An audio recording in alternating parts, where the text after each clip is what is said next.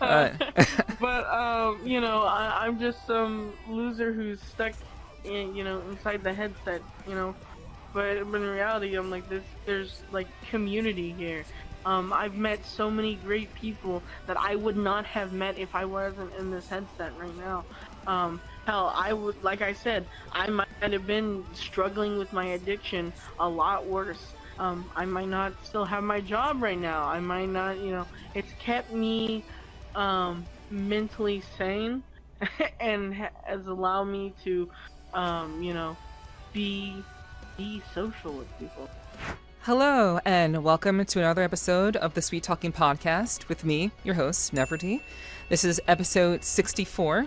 We are getting up there in age every time. Each one is just another step forward, and I'm very, very fortunate to know so many lovely, interesting, fascinating people that have been on this podcast. But before we get started learning about our latest guest, I do want to say thank you to everyone who has been supportive of me, both on Twitch and on YouTube, especially those of you who've been watching or listening to my podcast on YouTube. Whenever you have free time, thank you so much for being supportive of that. I hope you share it with other people too. But thank you so much for watching and liking and just being a part of this whole process that we have going on here. It's a labor of love, and I really appreciate any and all support. But I also want to additionally thank those of you who have been subscribed to my Patreon, which is basically how I combat the facts of YouTube not monetizing my video content. I simply cannot monetize it because of the music that I play, and this has been part of the plan from the very beginning. So I have a Patreon if you'd like to support me there. At patreon.com/Nepherti. I will mention this again at the end of tonight's show. But if you're interested in supporting me in a more tangible, straightforward way that legitimately will help me to continue to do what I do, you can check out my Patreon. It has recently been updated, and I'll talk more about that closer to the end of tonight's podcast. But I don't want to hold back any longer. We're going to go ahead and wipe that off the slate, and we're going to go ahead and get started with tonight's episode. So tonight we have a guest that I've actually interviewed for about an hour already. We've actually talked for about an hour. Actually, we talked for more than an hour. We've talked several times. We've talked a number. Several hours. Yes. But not officially like this. Exactly. So now instead of me going to Khmer's event, Khmer is now at my event. So thank you so much for being here. I really do appreciate you joining me on the show.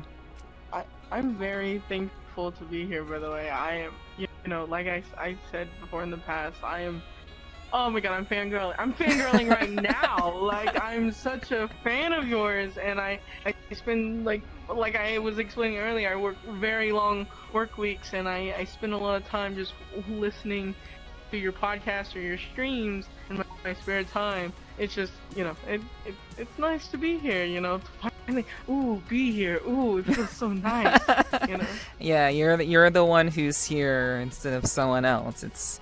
You're in the hot seat now, so yeah, I'm in the hot seat, yes, exactly.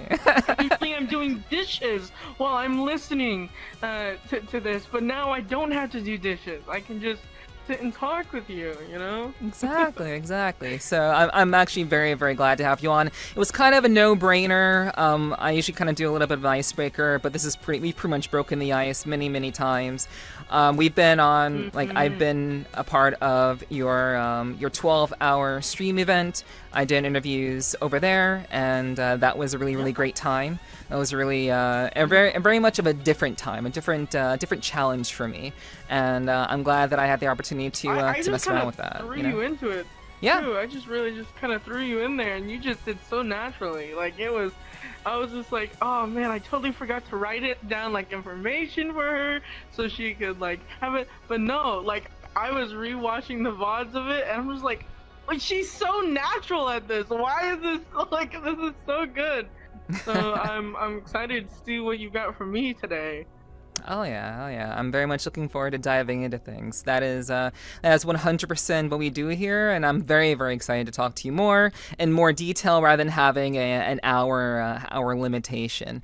So, yeah, let's go ahead and jump into things. Also, I want to say thank you for being such a fan of what I do. Like I know I don't really expect that sort of thing. Like I'm just kind of doing my thing, really just trying to, you know, show people VRChat is more than just, you know, the trolls. It's more than just the ERP. Right. It's more than just the reference cubes. You know, it's a lot more than just those things. Right. And honestly, Yeah. I've learned more about this community listening to your podcast than I have actively being like just a part of it too.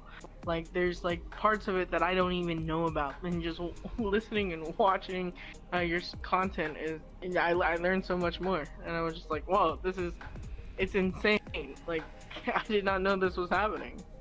Yeah. So I hope I'm doing a good job, and hopefully people will continue to feel that way with our interview tonight.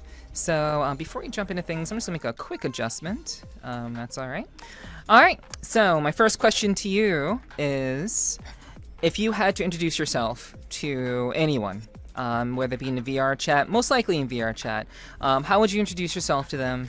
And you can give as much detail as you like. But as KhmerQueer in VRChat, how would you introduce yourself to someone? Since obviously reality is much different than what we have going on here in VR. So Right. yeah.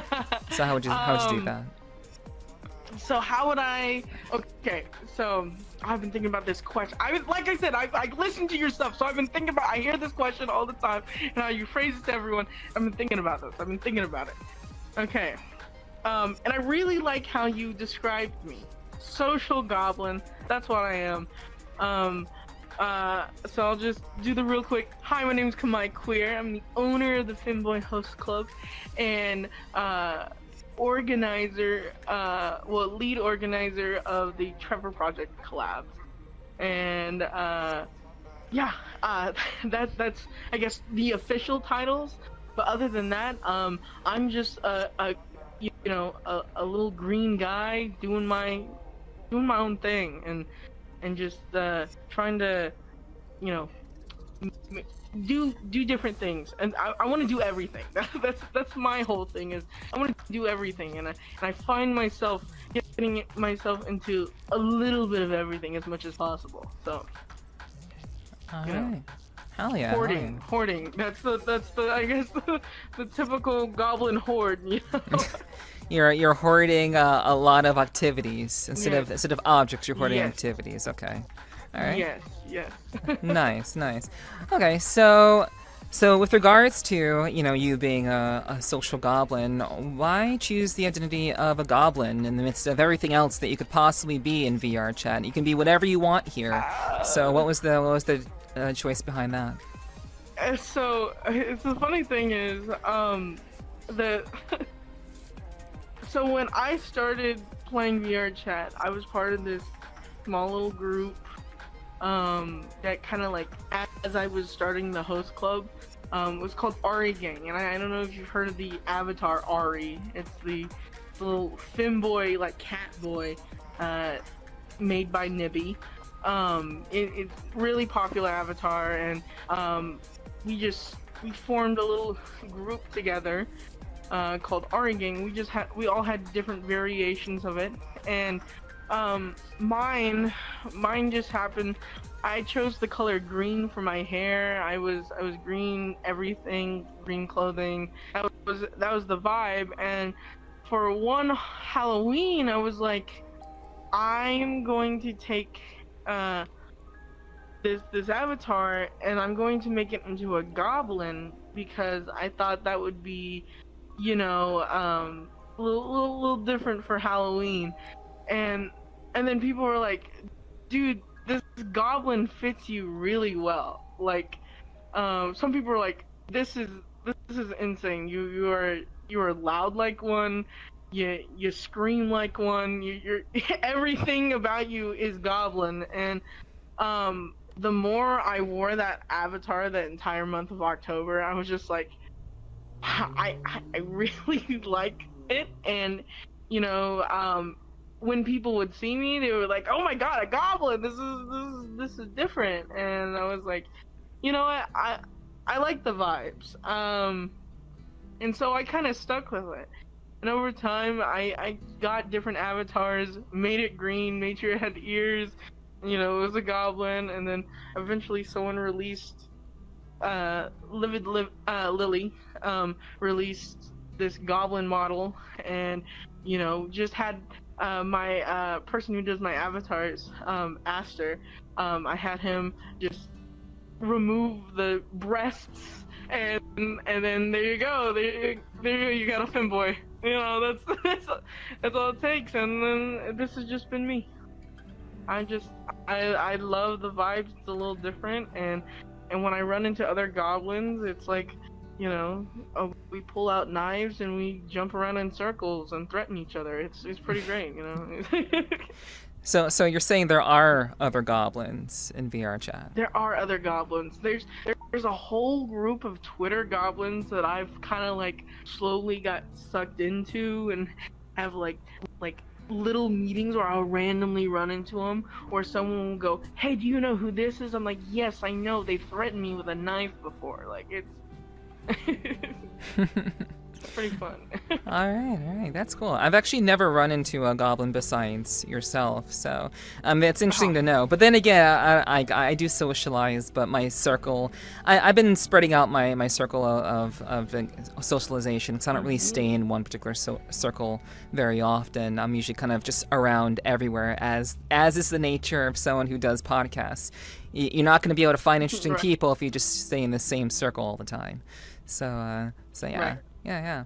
All right. So, with regards to you and your name, can you tell us a little bit about your name and why you made that decision to choose that particular username?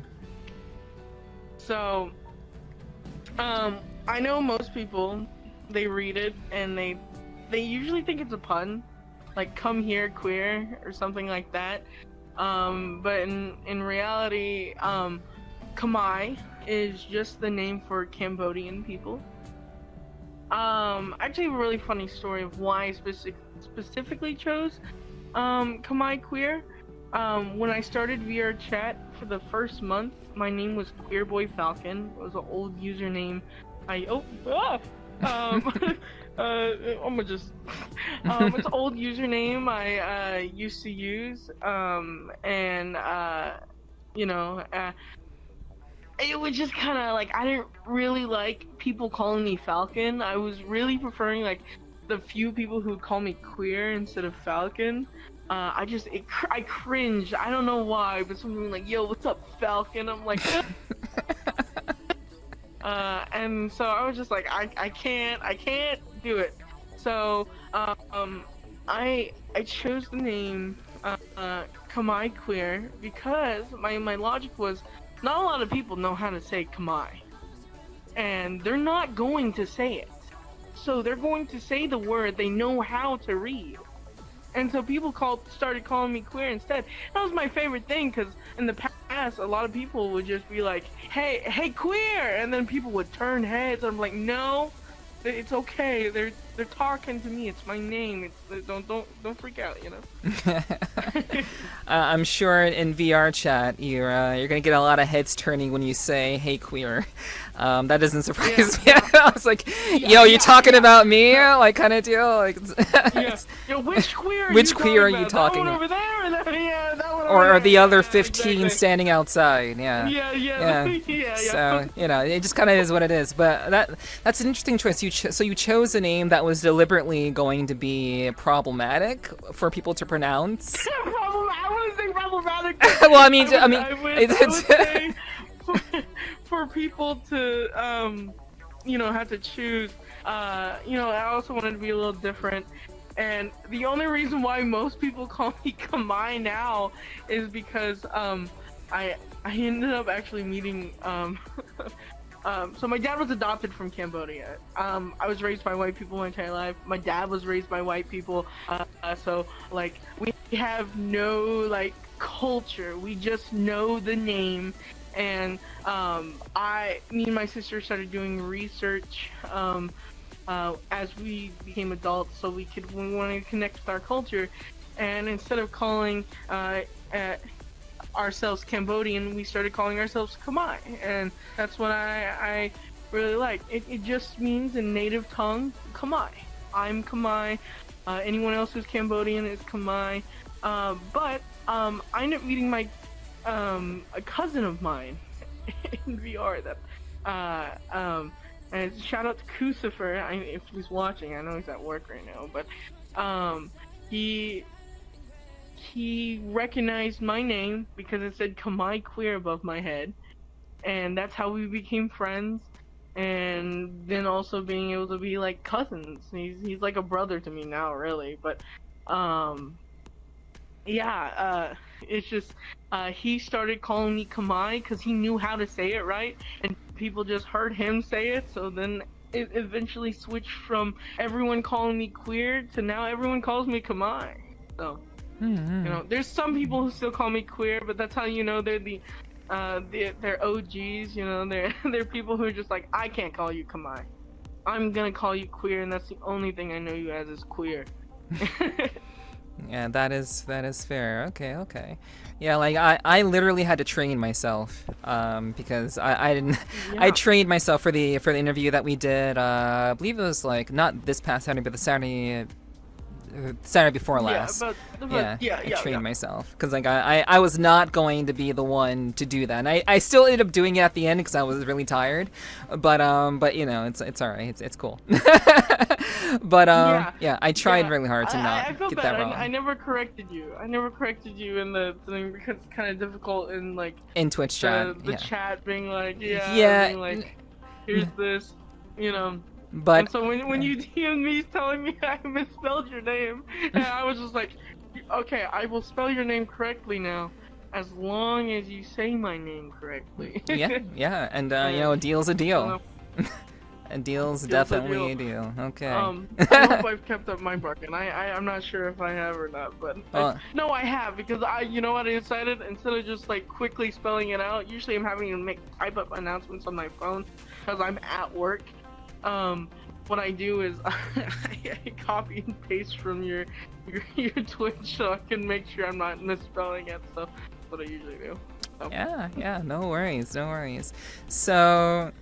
So like you said that you're Cambodian and you didn't really know much about your life beforehand, or like your culture beforehand. So basically, like, essentially, are you saying that you were raised by foster parents, or like? No, well, okay. So my dad was born in Cambodia as a baby, and then he was brought here by my grandparents. He was adopted, which is a whole long story. Oh, that story is amazing. If I ever get the chance to tell you, Neff, I'll be honest. It's an amazing story. But just long story short, he wasn't supposed to come here to the U.S. as a baby. The pastor who went there or the missionary who went there to go pick up these two baby girls in Cambodia and bring them to the U.S.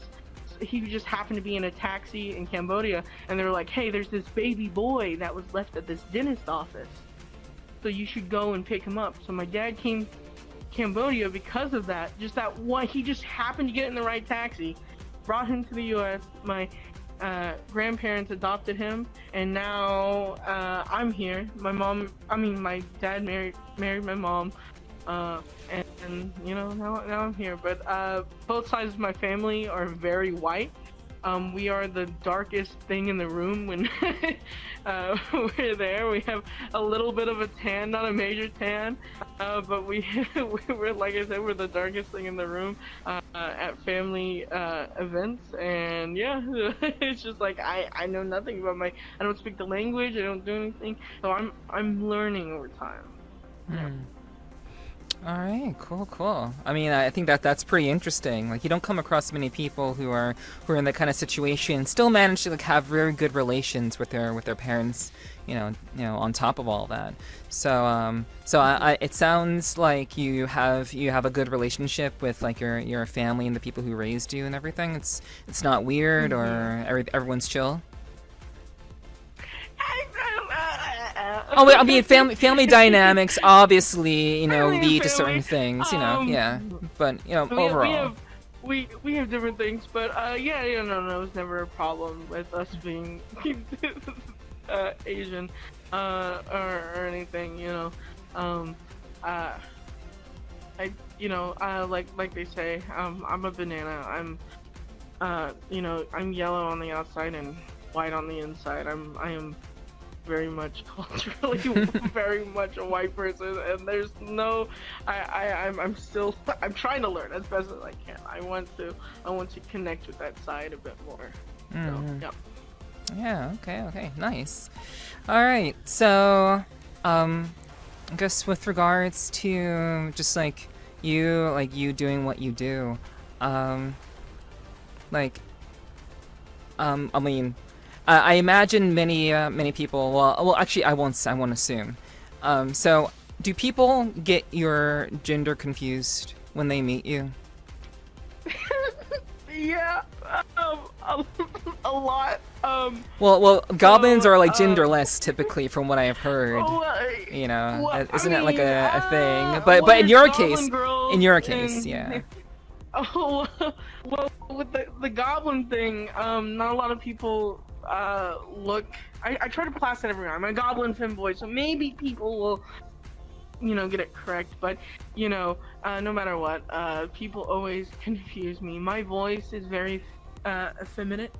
I actually have a testosterone deficiency. So when I went through puberty, my certain parts didn't develop, and one of those parts was my voice. It didn't. I didn't get a fully masculine voice like, But my dad has a deep Southern accent. Well, he had a deep Southern accent.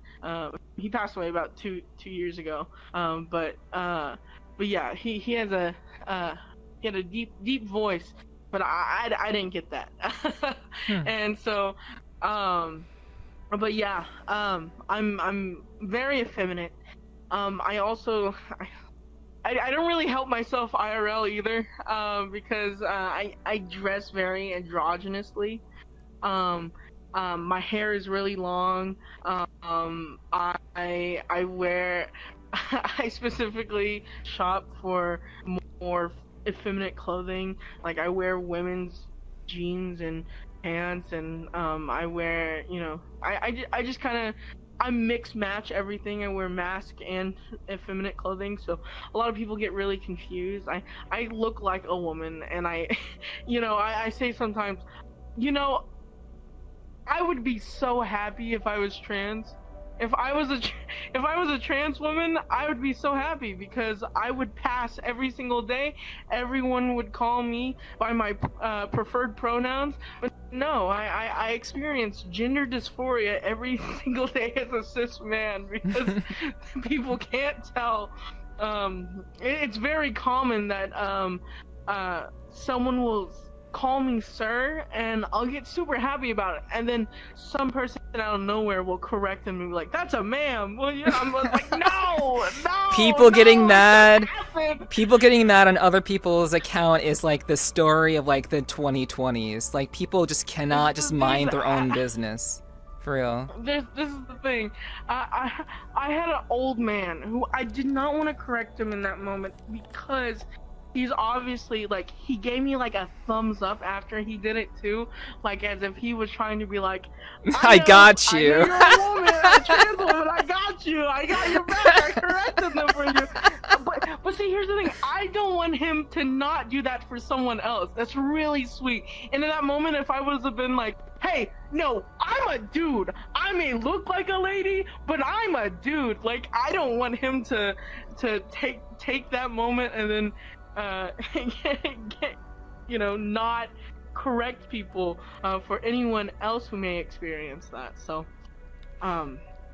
I just take it, Do you think that other people correcting other people or getting offended on other people's behalf is like, do you think that's a good thing for people to do, and given that you experience it so often?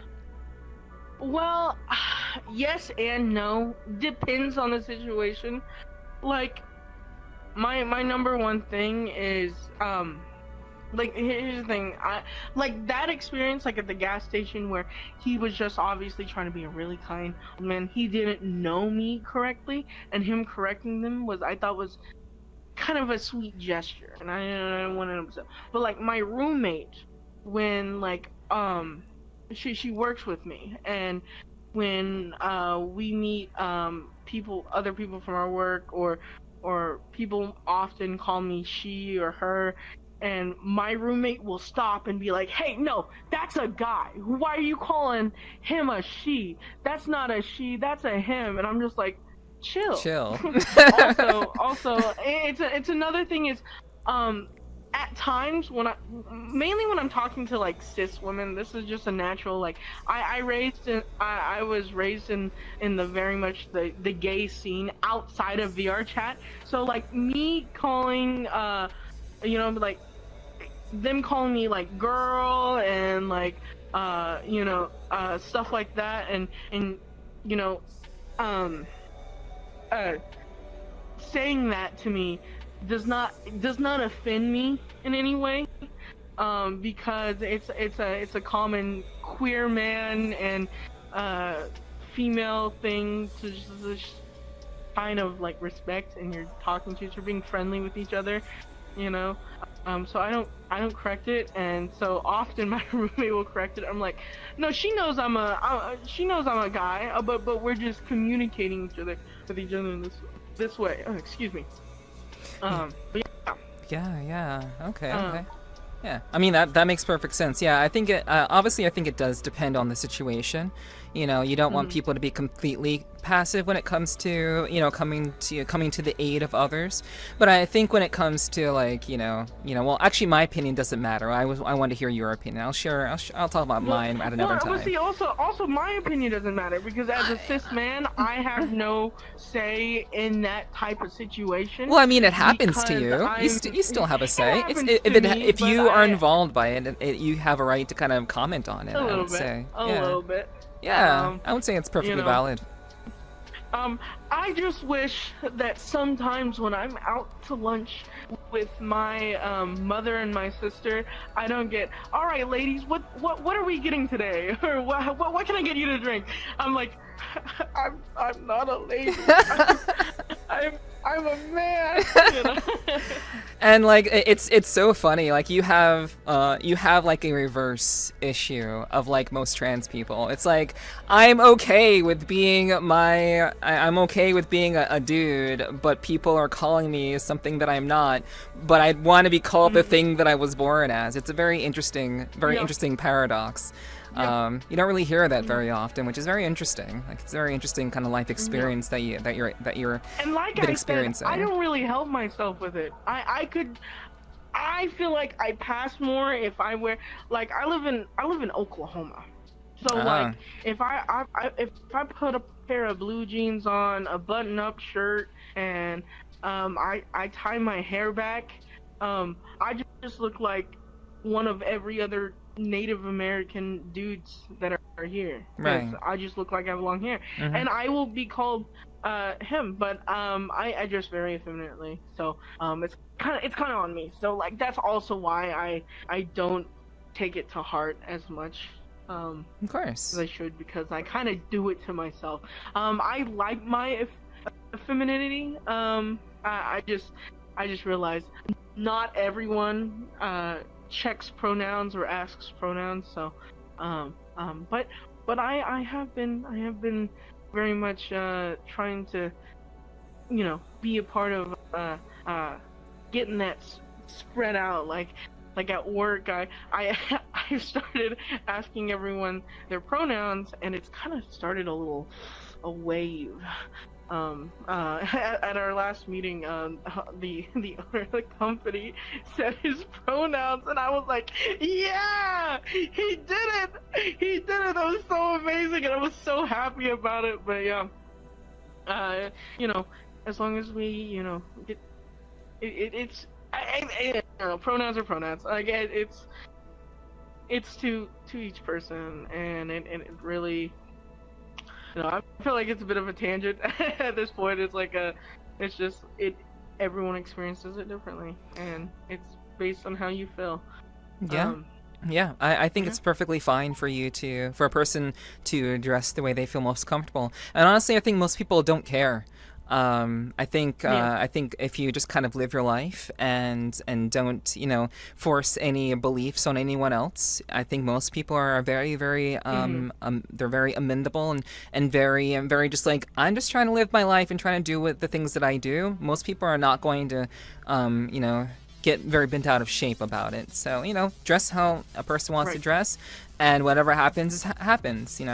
I do think that the outrage over pronouns getting incorrect, I think that does more harm than good, personally. As someone who is a part of the LGBTQ. I'm not a part of it per se, but I'm bisexual myself. So like I understand and I see it from other people's perspectives. I've interacted with a variety of different people. Don't even get me started. I have a whole idea about, there is a very vocal small majority of the queer community, the LGBTQIA community, that is very vocal of like when it first became a bigger movement than it used to be, and because of that, we are viewed as soft, we get triggered, but 99% of like trans people I know don't care if you accidentally misgender them. What bothers them is if they've corrected you and you actively on purpose try to make it a thing. It makes sense. Same thing. Like I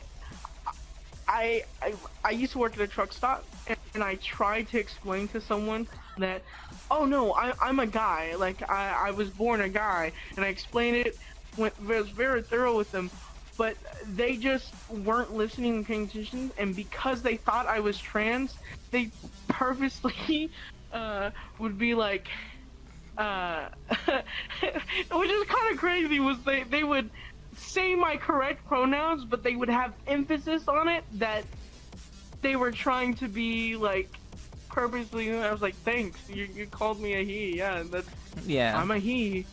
But like them making snide comments about trans people that's a problem. That's when you're vocally being rude to someone. That's the problem. But if someone makes a mistake, or they've known you as this for a long period of time, as a trans person, I can, and as a cis person, I cannot say like what's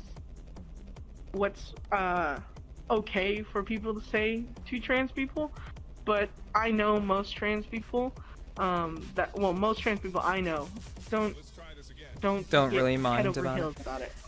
Which is that's actually pretty good. Be respectful. Just show respect, be understanding, and that's really it. Like I think most people, like you said, most people just don't care, and it's pretty chill. But that's good to know. It's really good to know. I think for a lot of people, it's actually pretty encouraging, because I think a lot of people do think that it's a very common thing for people to just kind of lose their minds, but it's just a very vocal minority who end up on camera and just end up kind of creating mountains out of molehills. But anyway, we'll move on from that. We can talk maybe more about that later on in the post section. But let's move on to your time in VRChat. Let's talk about that a little bit. But it was yeah. So how did things kind of start off for you for VRChat? Like, how did you end up discovering VRChat? Let's just start there. Discovering VRChat. How did that come about? So I discovered VRChat in late 2021.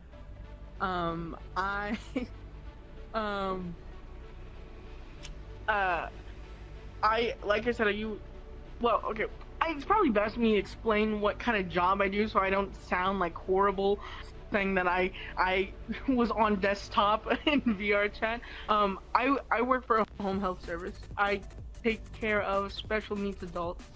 And at the time, I was pretty much living with my clients almost 24/7. It was post near the end of COVID. So it was, there was different rules, and I had a very limited amount of staff, and so I would often find myself doing full 48-hour shifts and having to stay awake that whole time. So doing so, I was making good money, so I built myself a second computer, and had it at work with me, so that when I was at work, I would have a pretty decent PC that I could use to stay awake. Because if I'm playing games and everything, I can stay awake for those long periods of time. You know, so one night I just was like, let's get on VRChat. Hopping into VRChat beforehand, you know, I just get on desktop mode. Yeah. I watched, I guess, a YouTube video. I can't even remember what YouTube video it was, but like I was like, oh, it's a game you can go hop on and you can go talk with people. So and I saw that there was a desktop mode, and I was like, oh, okay, so I can still play this without having a VR headset. So I got on, and I was very lucky that I didn't get your typical public world interactions. I actually didn't join a black cat at first. I joined the old what's it called? I don't think the world's uploaded anymore, but it was basically kind of. There was a giant wheel, and people spun it, and it asked questions about you and everyone. It was kind of like 7 Minutes in Heaven. I think that's what it might actually have been, or it was something like that. But it was just like you get to talk with people, and I joined that world. Everyone was playing the game. I just walked up and I sat down, made a little friend group of people, added them on Discord, and for like a month straight, I got on to every night. And just like hung out with them, and so eventually they were all like, all of them had like, they were half-body Quest users, so they were like, you should get a headset too, you know, and the ones who were on PC were like, yeah, you can connect it to your PC and everything, you can join us, you can come hang out with us.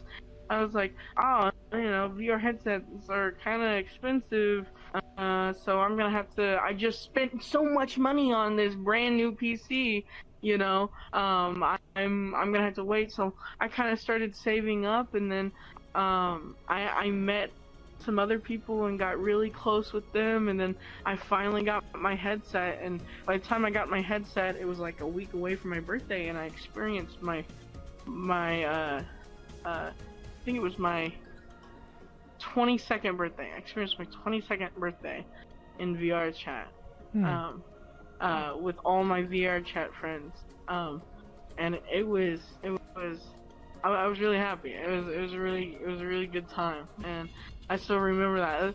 I was very much a light drinker at the time. I got so drunk that night. I did not know what to drink in the past because I just did not drink. So I got a bunch of those 99 proof little bottles, and I was just drinking those. I remember I got like 13 in, and then right as I was about to take 14, I just made a mess all over my floor. Yeah. And that was my 22nd birthday. But yeah, that was the start of my VR, like getting into VRChat, was just needing something to keep me awake at night. Well, that's great. I mean, I find that a lot of people who end up staying in VRChat and ultimately end up creating things. I mean, not always. They don't always end up creative, but I see a general pattern of people who I have on the podcast who have had positive experiences when they first get into VRChat, and that ultimately carries them into ultimately discovering more of what exists in VRChat. So when you first got into VRChat, what were you just kind of going to game worlds and just playing, like, you know, spin the bottle, Yeah. truth or dare kind of deal, GeoGuessr maybe, Yeah. and playing games, just hanging out with these people. It was just like you're just like typical people who do like little game nights and stuff like that. It was like we were just having fun and hanging out with each other. Sometimes we would just like sit in a world and talk with each other. You know, I'm a very social person and I love talking and I won't stop talking unless you tell me like, hey, you need to stop talking. So like it was something that I was able to, you know, stay up, you know. I occasionally had to like just stand up and go make sure my clients are still asleep, make sure they're still breathing, and then I come back in and sit down at my desk for another hour until I had to go do another check, you know. So it was very good, and then now I'm this. Yeah, you've become a Goblin. And how long did it become Goblin? Yeah, how long did it take you to become Goblin after starting in what you said 2021?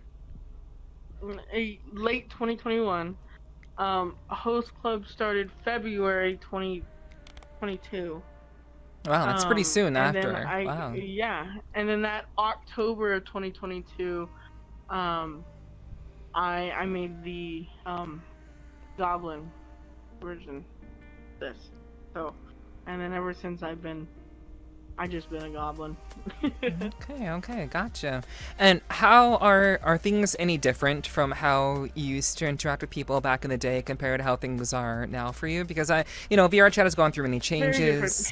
Like how you conducted yourself 4 years ago. How's it different from now? Very different.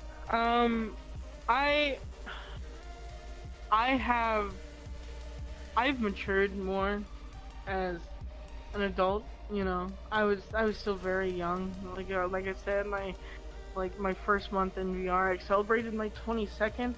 I'll be turning 26 in December. Oh my God, it's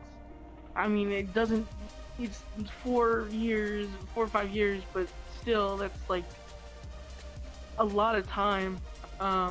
You know, and it's just like 2022 Khmer is totally different from 2025 Khmer. In how I present myself, I guess.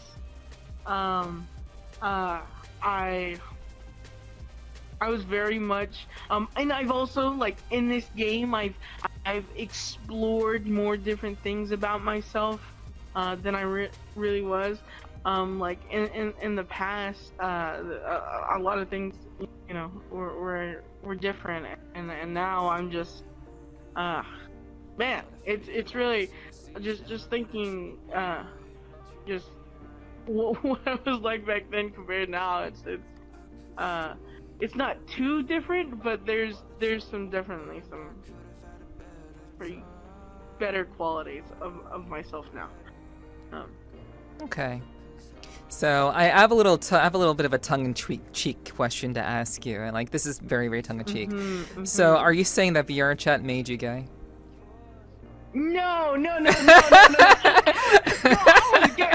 I came out in the 9th grade. Okay. I have been gay I've always been gay, obviously. Okay. But I very specific memories. I'm one of the rare few who was gay before VRChat. Okay, all right. But I mean, I have memories of being in 2nd grade, doing karate and then being pinned on the ground by my karate instructor and being like, ha, you know, having that gay panic moment, you know. And so like now, like I came out, like I said, in the 9th grade, have been gay for a very long time. I've been open way before VRChat, but I will say, and this is a big thing, I think VRChat has made me a little more straighter. Really? Wow, yeah. That's a bold statement. Yeah. I don't know how people are gonna respond to that. That's not what VRChat's supposed to be. Yeah, I know. The other way. That's not the Honestly, pipeline. It's made me a little bit more straighter. Okay, how so? How so?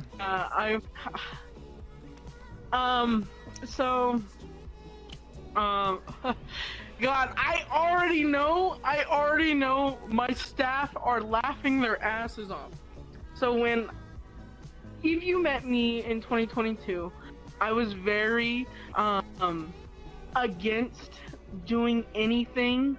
Well, I don't know how much we can talk about certain activities that happen. We can talk about whatever. Honestly, we keep the heavy details for like the post portion, but we can talk about it briefly, like you know, ERP, whatever. Everybody fucking knows what happens here, so it's whatever. Yeah. Different activities. I was very opposed to like breasts. Like tits made me uncomfortable. I used to do photography for my like female friends, and I was just like, oh, okay, they're like, it's whatever. Now I'm so neutral with tits. Like they I'm not attracted to them. I'm not like, you know, like some dudes in here are, you know, but I'm neutral. They don't bother me that much. I still don't mess. I cannot handle. I don't even like the word for the female anatomy. I don't not vagina specifically. I don't hate the word. I'm more like just like I hate when people say pussy. Like I don't like that. I think I'm like ugh. Give me the chills. Okay. I didn't like saying it just now. That's fair. Yeah. I get you. All right. Well, I mean that's good to know. I mean there is a a typical progression that people generally go through in VRChat. But that's very interesting to find out that it's kind of made you a little bit more kind of easygoing around such things, especially when you have a lot of dudes in VRChat who are styling female avatars to begin with.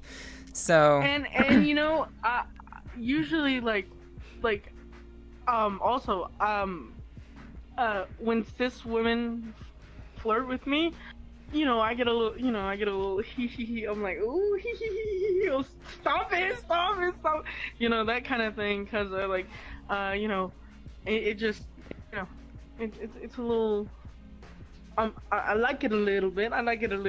But everyone likes a little validation. Not to the point where I'm gonna do anything about it. But I'm like, hey, I'm like, oh my goodness, stop it. Or they say something like super out of pocket, and I'm just like, that's crazy. That is insane. And and then my face turns red. Yeah. I mean, and then you proceed to tell them that you're gay, and then everything. Yeah. But it's kind of par for the course. Likely, yeah. Most of the time, I just go, and then I just because I don't know what to say in that moment, and it could easily just be like, I'm gay, leave me alone. But in reality, I'm just like, I'm such a bitch. I'm not gonna lie, I'm such a bitch, That's fair. I mean, hey, we VRChat. If you didn't know you were a bottom before, VRChat certainly lets you know that when you are. Oh, I knew. I knew. Yeah. but it does not help. I'm a freaky frog. that's what we say. I'm a bit of a freaky frog. That's fair. Okay, so with regards to VRChat, how do you feel about the changes? Or like, I don't want to say how do you feel. I prefer people to tell me what they think rather than how they feel. So like, what do you think about the changes that VRChat has made since from when you started playing VRChat to compared to things are now? And there's been a lot of things that have gone on. There's been EAC. There's been a variety of like changes with like VRC Plus. There's been creator economy. There's there's a lot of things that have happened. Like how do you kind of process that? What do you think? So of course, like when EAC was a thing, I was part of the bandwagon that was like, fuck VRChat for doing this. This is a horrible thing, but honestly, it didn't change much. I feel like it forced people to be more creative at the end of the day, because we had to find workarounds. I guess people, they had to find a way to make it implement in the game within what they allowed. So I think we've gotten a lot more stuff from it than what we lost from it. I do feel like the modding community was really nice with VRChat. It was nice at the time. It was so early on. That happened so early on in my when I started VRChat. It didn't affect me too much as it maybe affected some people who've been here since 2017, 2018, 2019, yeah, I think VRChat is going in a good direction. I've been saying this for a little while, is that the best thing that they did was introducing the 18 plus verification. Not only as a club owner has that made it like a lot easier, and I know that there's a trustworthy thing I can verify people with, but also it just really shows that they understand a little bit, as much as they love their meta money, they still have some sort of care of where the community actually is, and is trying to figure things out. I know they gotta make money, and I completely understand that, but there's some things that I'm like, oh, you're doing really good for the community and coming up with these different ideas. I'm like, oh, these are great. I love good implementation. And then there's moments where they have like, ooh, capitalism. I get, ooh, but I understand this side though. I understand, like, they're little, they have to kind of fall in line if they kind of want to continue making this bigger than what it is, and but just depending on how they continue to do it is really going to show us what it is. And but we have things like basis VCR, and things like that are in the works, and I don't know what VRChat's going to be like in a couple years, but if they want to improve, they honestly need to listen to the community a little more, and they got to. I think they're on the right path, but they could easily take that hard left towards focusing on money and stuff like that instead of their community. Okay. Yeah. Gotcha. So I am kind of curious to know exactly like what you think about VRC Plus. I know that I remember back in 2022, 2023, actually I would say more so 2023 and 2024, that I remember people saying there's not anything for VRC Plus. Why should I get VRC Plus? There's nothing for it. There's nothing in it. And then in late 2024, 2025, they started adding things to VRC Plus. They started, adding more value to VRC Plus. Now people are saying VRC Plus. Why would I get VRC Plus? They're paywalling everything. Why they're paywalling all these features? Why? So there's this very weird idea that I think that's been very interesting within the community, and as a club owner, I'm assuming you've encountered maybe a couple of people like this. Maybe you've seen some of it on social media. So what do you think about the dichotomy of there was complaints about VRC Plus having no value, and then when they add value to VRC Plus, they're complaining that they're paywalling all of the features. What are your thoughts, if any? Everyone has an opinion. Is the biggest thing I could probably say is everyone can have an opinion. No one's gonna ever be happy. That's the biggest thing I've learned. Running a community is that no matter what you do, someone's gonna be pissed about something. I think the way they go about VRC Plus is really good. I mean, it's $10 a month. I spend, who knows, like, for people who don't spend a lot of time in VRChat, I would understand them being like, oh, all these cool features are locked behind paywall. Well, you know, they've got to keep the servers running, so I understand, as someone who's in here pretty much, when I'm not at work, I'm usually in VR or running things so that I can, when I am in VR, to do things. So, my perspective with VRC Plus is that it's a little bit of a necessity, and you know they've added many things that are like, oh, that's really good to have as, you know, incentives. These different mechanics that, you know, like, oh well, if you really care that much, then go ahead, pay $10 for a month of doing it. You know, I'm in here so much, I don't care about that $10, honestly. You know, I want to see VRChat thrive, so I don't mind paying that amount. Same thing was with while they're slowly dropping and implementing the age verification, you know, they have to, you'll pay for every single one of, every time someone age verifies, they have to pay this company, and doing so, I understand why they put it behind VRC Plus, because, well, you are, if you just want to verify and have it left on your profile that you're verified 18 plus, well then you gotta pay $10. But you're paying for that service, so you can have that badge on there so people understand and have that access to those age-gated areas.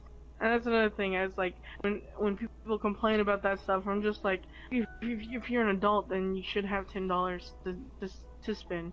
I understand some people not, you know, might not have, you know, different financial situations, but like if you spend this much time in VR, then $10 isn't going to be, you know, something that's going to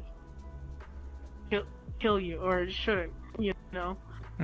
So I completely understand why VRChat does what it is. But at the end of the day, also, I'm not I'm not a dev bootlicker. There's some things that they do that I'm just like, you know, you could have handled that differently. Like what? Like what? I feel like, well, let's just back with the EAC thing. The way it dropped and people, you know, it kind of came out of nowhere, and people were a little iffy about it. I feel like some of the stuff that they offer for VRC Plus is, I'm like for example, the drone. I'm like, okay, that's just, I feel like the drone is just an add-on like camera feature that if people wanted, they can like pay for it. They can add it to their avatar. Like with there's people who have drone features or additives to your avatar that you can purchase and do, and you could pay for them. Some people even offer it for free already for you to put on your avatar. So like, why would I pay for this? I feel like sometimes they push things out, kind of, I hate saying it, but like half-ass, and it's just kind of like, you know. And then they like slowly fix it over time, and then from a year from now, when I'm like looking at the drone, I'm like, okay, well the drone works now, but like when it came out, this amazing feature that I'm supposed to have, it's still kind of, you know,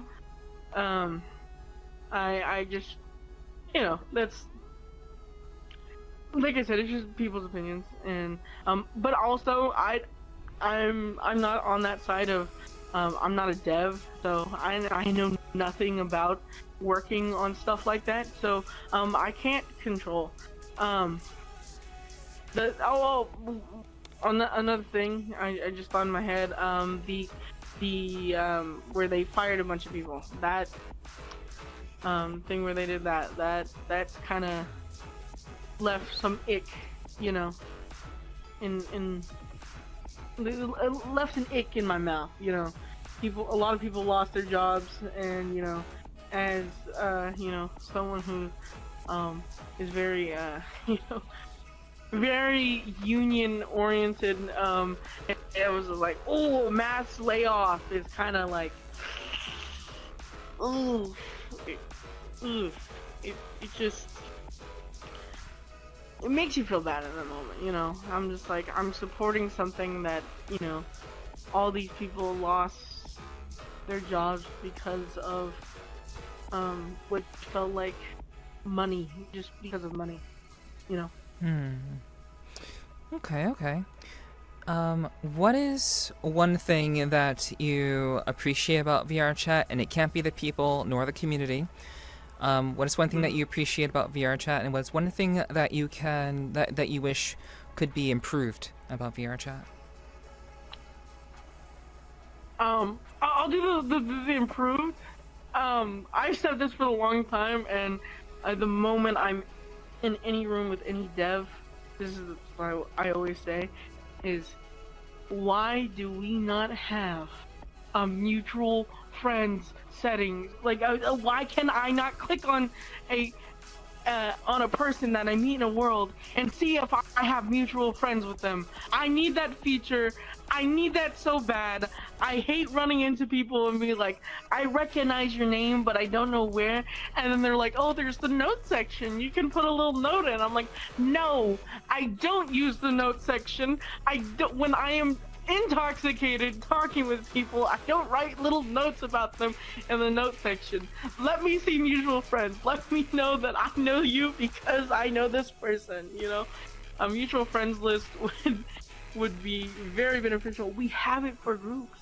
I can look in there and I can see that I'm in mutual groups with a person. Why can't we do it with friends? I want that so badly. But a thing that I do really like, that's not the community, and it's not, what else you said? It's not the community or friends. Or people, you know. The possibilities. The things that you can do. I feel like VRChat is such a blank canvas that could either be, you know, you can make some crazy amazing things, or you can make some little shitty things, but mostly a lot of things are really amazing. And like, if you know the right people, which I know it's a little bit of community side, but if you know the right people and you know, you want to do something, you can just do it. You can make it happen, you know. Yeah. I mean, that's what I did. That's what you've done. That's what many others have done. And I mean, that's very, very, very, like, that's definitely one of the best parts about VRChat. But, you know, I agree with what you said before about, you know, the developers are having, not developers like VRChat developers, but people who are developing for VRChat are, you know, they're kind of going through it right now because of, like, the changes that are being made, things that are being left out. They're not really kind of accommodating the people who helped grow VRChat in the first place. So I'm actually very surprised that you knew about Basis. I wasn't aware that you're connected in that way. Yeah. Oh, it's because of me. It's because of my podcast. Interview with Dooley. Yeah, because your podcast. Okay. Yeah, with Dooley. I listened to it and it blew my mind. I was like, I didn't know that was a thing going on. And so the moment that happened, I was like, man, it's like it's in the back of my head now. You know? Okay, great. I'm glad at least my podcast is like reaching like someone on that level, and that's great. Yeah. So like, what do you think about? You said you find VRChat is going in a good direction. So with VRChat, I feel like it's on the right path. I won't say good direction. It's on a good, like it's on a safe path right now. It's safe. Like they're not gonna really worry about any things, but depending if they go left or right, it's really gonna determine how well they do in the future. If we are going to have VRChat in the next 2-3 years, I do believe VRChat's still gonna be a thing within the next year or two, but I feel like if I'm going to be playing, or if I'm going to be on VRChat in the year 2030, or by the next election, it's gonna really, really determine things, For sure. Has VRChat helped you with anything internally? Like, I know that VRChat for a lot of people has helped social anxiety. It's helped people overcome various fears and concerns. Has VRChat helped you in any shape or form in that regard? I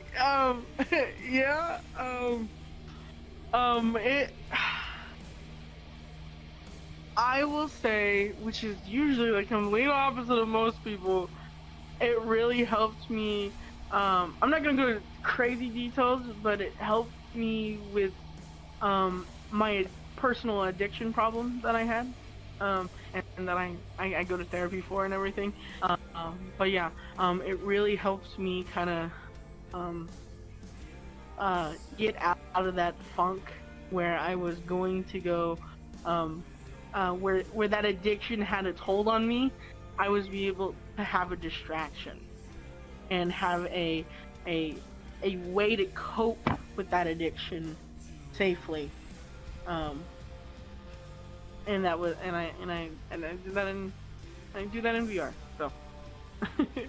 that's what VRChat did to me, and it improved. It really improved myself, and that's why I was kind of getting on, like what I was in 2022 compared to what I am now. I am a lot different. I've been very clean with my when it comes to my addiction, and my therapist might watch this, so shout out to my therapist. She knows all the things I do and this stuff, and she often like so she might be in the chat right now. Honestly, my therapist might be in chat right now. But yeah. But yeah. Amazing. Okay, cool. That's good to hear. Like, it's, I think it's good to not just highlight, maybe some conflicts that people may be having with VRChat, but also like the good things. Like VRChat has changed a lot of people's lives, including my own. Like, how do you think VR is going to evolve, or how would you like VR to evolve in the future? What are some hopes that you have for it, if any?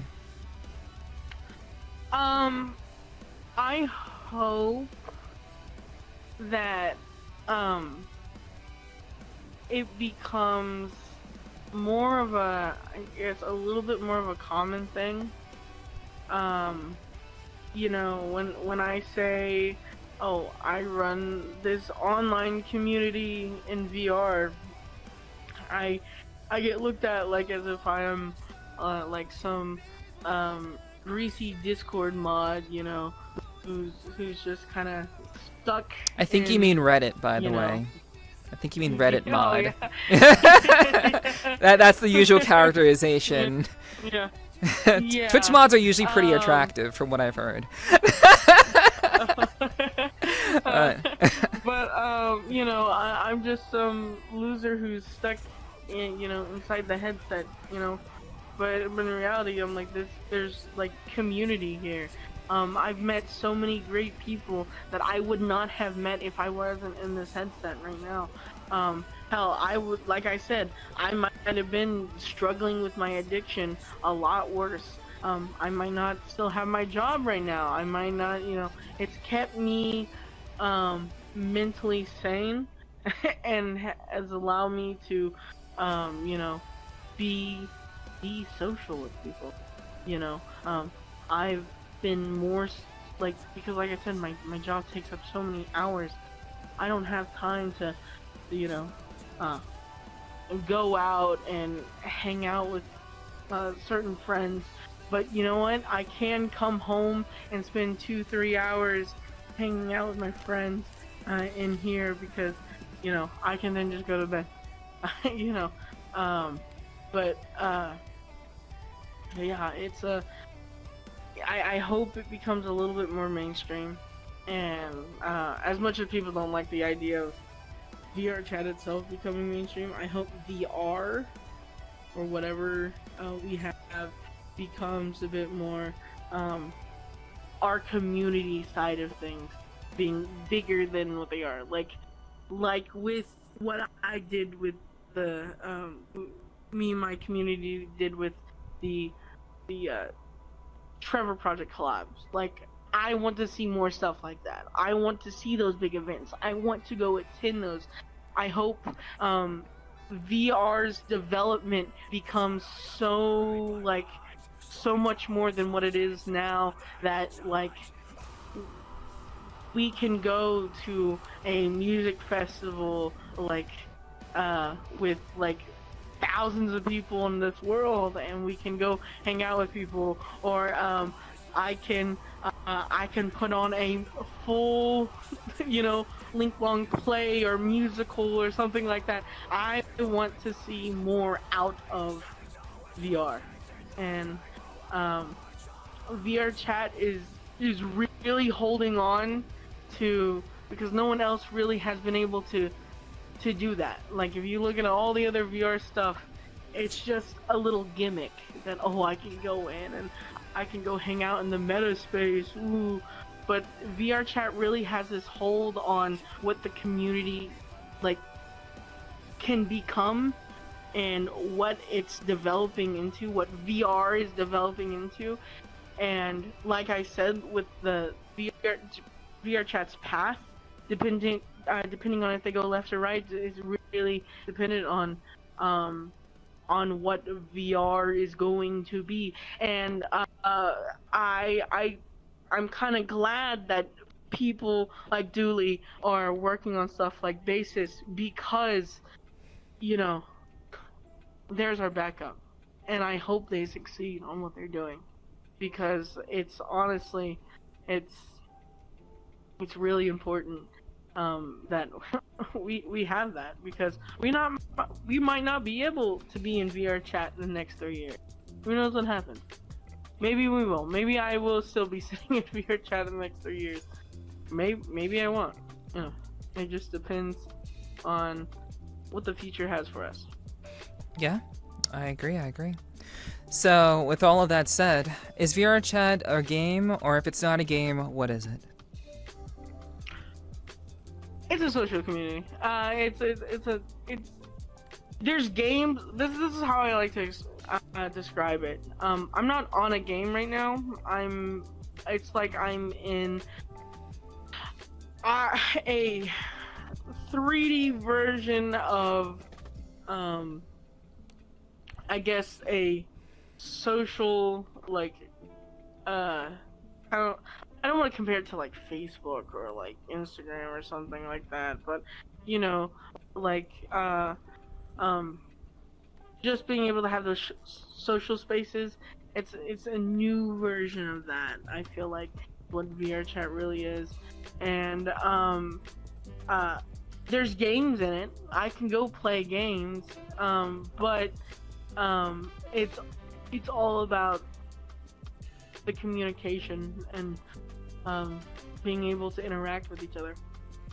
That's what VRChat is. So, essentially a social platform. Social platform, yes. This is the word platform. I was just thinking it's a social platform. I don't see it as a game. No. I can play games in VRChat, but it is its own social platform. Yeah. Okay. Yeah, we have that's like a fun question I like to ask people. I really should do like some statistics of like all my guests and how they answer that question. I literally ask that question of almost all of my guests. So yeah, great. Thank you for the answer. All right. Well, with that said, I think we should go ahead and jump into the meat and potatoes of things. I think we have a couple things to go over, and Meat and potatoes. yeah. So let's go ahead and jump into, Femboy Host Club, and what that's all about, what that all entails. My admins, all of them are watching, or some of them are watching, and you just said Femboy Host Club, and they're like, you better represent. I already know. I can already hear them being like, you better be representing us in the best light right now. I'm sure you will. I'm sure that'll be pretty easy. Like, sure that'll be a no-brainer for you. All right. So if I remember correctly, you formed Femboy Host Club as wait, hold on. You formed it. This is before groups was a thing. Groups happened, I believe, in 2024, I believe, or late 2023 into 2024. Way before groups. Yeah, way before groups. So you were running this. You're running this establishment, or created this establishment like a couple of months. It sounded like February after. 2022. Yeah, a couple of months after you started VRChat. So how did you know that was a good idea? So a little after my birthday party, I started hanging out with my friend Mtrix, who was a dancer for a bunch of clubs at the time, and one night he invited us to go to one of his dance events that he was going to be performing at, and I didn't know, I'd never been to the event scene. I didn't know what the event scene was even like, and so I got told, you gotta join this server and you gotta ID verify and you've gotta do this and this and you can attend the event. I was like, whoa, this feels really cool and official. This must be something that there's like an underground thing that, that's not a big thing. So I get in and I go to this dance event, amazing event, go to the after party, and I meet some other people there who are like, oh yeah, you should, you should go to this and that, and this and this, and I was like, oh, that's cool. So, I started going to these different events for like 3 weeks straight, and then, I don't remember the exact date, but I remember the exact moment that I kind of came up with the idea of the host club, and I messaged my friend Trix, who took me to the dance event. I was like, would a Femboy Host Club be a good idea for an event? And he was like, I don't know what a host club is. So, I explained it to him, and he goes, that's a real niche market there, but, like, anything's possible, and, so, I just kind of was like, well, I was already running, like, events for my, like, friend group, or RE gang group. I was already doing that kind of thing, where we threw just hangout parties, and so our idea was, I was like, you know what, I'm going to make a separate server, and that server is going to be just for us to run events and to get more people to come and hang out with us and us be able to grow a community from this. And so I started it up. I started going, before I started it up, I started going to a bunch of different other events, seeing what they did, talked with people. I was shown around. I went to DJ events. I went to dance events, and I was just like, how am I going to make a host club happen? Like, so, you know, I came up with a rough idea, and then after that, we just kind of slowly improved to see what people liked and what people didn't like, and how we run it. If you went to the first host event we ever ran and go to a host event now, they do not look the same at all. Like, one of the biggest difference is like, we used to have guests rotate between the couches, instead of our host rotating. And it's really, which this is me also extending my invite. Let me know. I'll give you some dates. You can come to the host event. You know, I'll put you on a couch, VIP Neff. I'm just saying this right now to you. Okay, I would appreciate love to that. have you. Yeah. But it's a social event, and that's what we're trying to make it out to be. This is a social event where you can come, hang out, you know, like maybe play some games, drink. You sit on a couch with a couple of people, and Femboys rotate between couches, and they'll sit with you, they'll talk with you, they might even flirt with you depending on how they want to interact with you. That's another thing that we're trying to definitely stress, that interactions, you know, are very different between our hosts. They are each different individuals, so they bring different things to the table. You might have like my friend Kusifer, he's a host, and his whole thing is getting people to drink and just laugh and have a good time. It's like he's doing his like a 12-minute stand-up routine, like when he's up there and joking around with everyone. And then we have people who are a bit more you know, personal with you. They'll sit with you, you know, they'll talk with you, and they'll flirt with you a little bit, you know. We have our, you know, hosts that are also dancers, so you might also get a little small dance there, you know. It's you know, there's different people who bring different things to the table, and literally, like, for me, I just yap. I just don't shut up. That's my whole thing. Is just bringing energy as much as I can possible. Mm-hmm. You know? Since like you own the club, are you in the rotation as well? Yes. Well, sometimes I'm in rotation. Sometimes I'm not.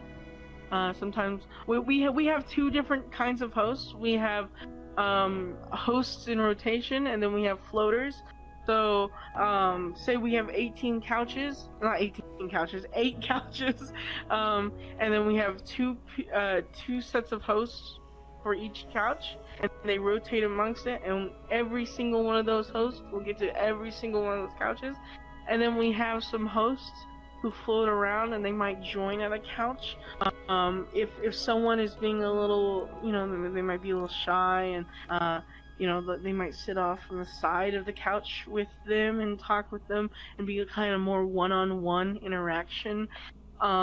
It's really just bringing that us trying to figure out ways we can make hosting a little bit more like work in VRChat, because in Japan, when you go to a host club, it's more just hot dudes or women trying to convince you to buy money by flirting. Not buy money, buy expensive bottles of alcohol while flirting with you and giving you a bunch of attention.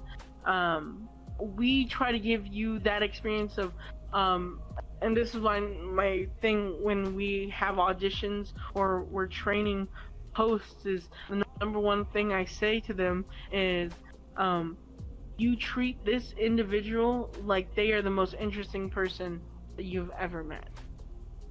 Like, that's how we treat our guests, or we try to treat our guests that way. Is that no matter how maybe cringy or awkward a person may be, we treat them like they are the most interesting person in the world, and having that moment to socialize with each other, Mm-hmm. and talk with them. We find our event is also a great way for people to learn how to come out of their shell a little bit, because if you don't want to start an interaction, that's the biggest problem. Is like in a social game, people really want to be social, but there's some people who are socially awkward, or they are shy, and they want to interact, and they're trying to force themselves to do that, but it's hard to do that at like dance events or like a DJ event, especially if you don't know anyone. But what you can do at our event is you can come to our event, you sit down on a couch, and we are going to be the initiator.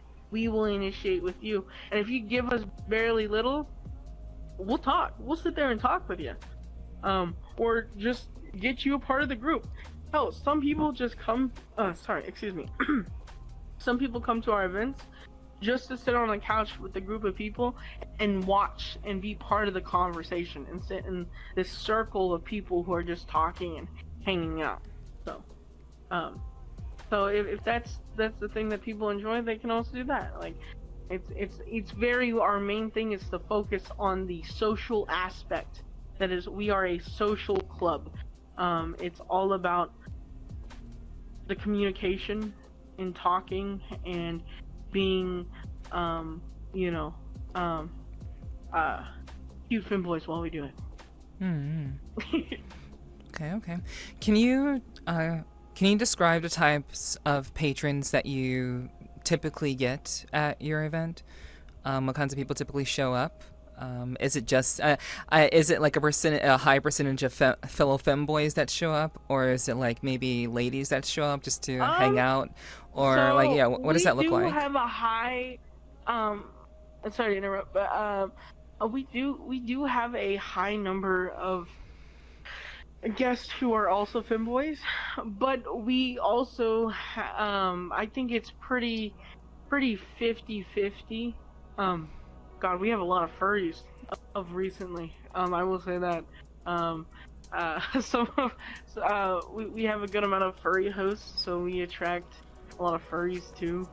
And one of our co-owners is a furry as well. So he is part of largely in the Twitter furry community. So he brings people in a lot from that. It really just it just depends on the night, really. We get all sorts of people. We get people who want to sit there and talk. We get people who just want to flirt with some twinks. We've got all sorts of patrons to come, and it just depends on the night. Okay. Gotcha. Can you tell us about how the Femboy Host Club essentially became, or kind of got developed? Can you kind of walk us through the kind of development process of like how it began? And I know you said that it's obviously different from the way it is now. Everything that is, stays alive for a long period of time has to evolve in some way. So how does the Femboy Host Club essentially, or how did you put it together initially, and how is that kind of carried over into modern events that you throw now? So very specifically, I want to be very specific about this. How did you go about creating the event for Femboy Host Club, and what details did you have to consider back when you first did them? And what details do you still have to consider now, if anything has changed? Our main thing was trying to find for reasons for people to sit on their at this couch for an hour or two, you know. How can we keep butts in seats for 2 hours and them not wanting to leave? That is the biggest thing, you know. We can't have a host club without guests, you know. So what things can we offer? How can we run this smoothly that people are feeling like they're getting an experience? Because, you know, it's really people will keep on coming if they feel like they're getting some sort of value from it, you know. And you know, there's so much we can do with our theme of Femboys. You know, like my friend said, hey, Femboys, very niche market, you know. It's not everyone is into Femboys, or not everyone maybe wants to go to a thing like that. So what kind of experience can we have that will bring people in? And my number one thing is like just how we interact, and we're actually in a redevelopment stage, as also currently we're working really hard, taking advice from our hosts, because these events, when you do them over and over and over again, they dry up a little bit. You get stale. And we want things to be a little bit more interesting. But what can we do to continue? Because after a while, if every single one of our regulars, all these people keep on coming every single, we do 2 events every month. You know, if all these people coming in, and it feels like just kind of same thing over and over. So we've gotta change it up. We might have a special theme one night.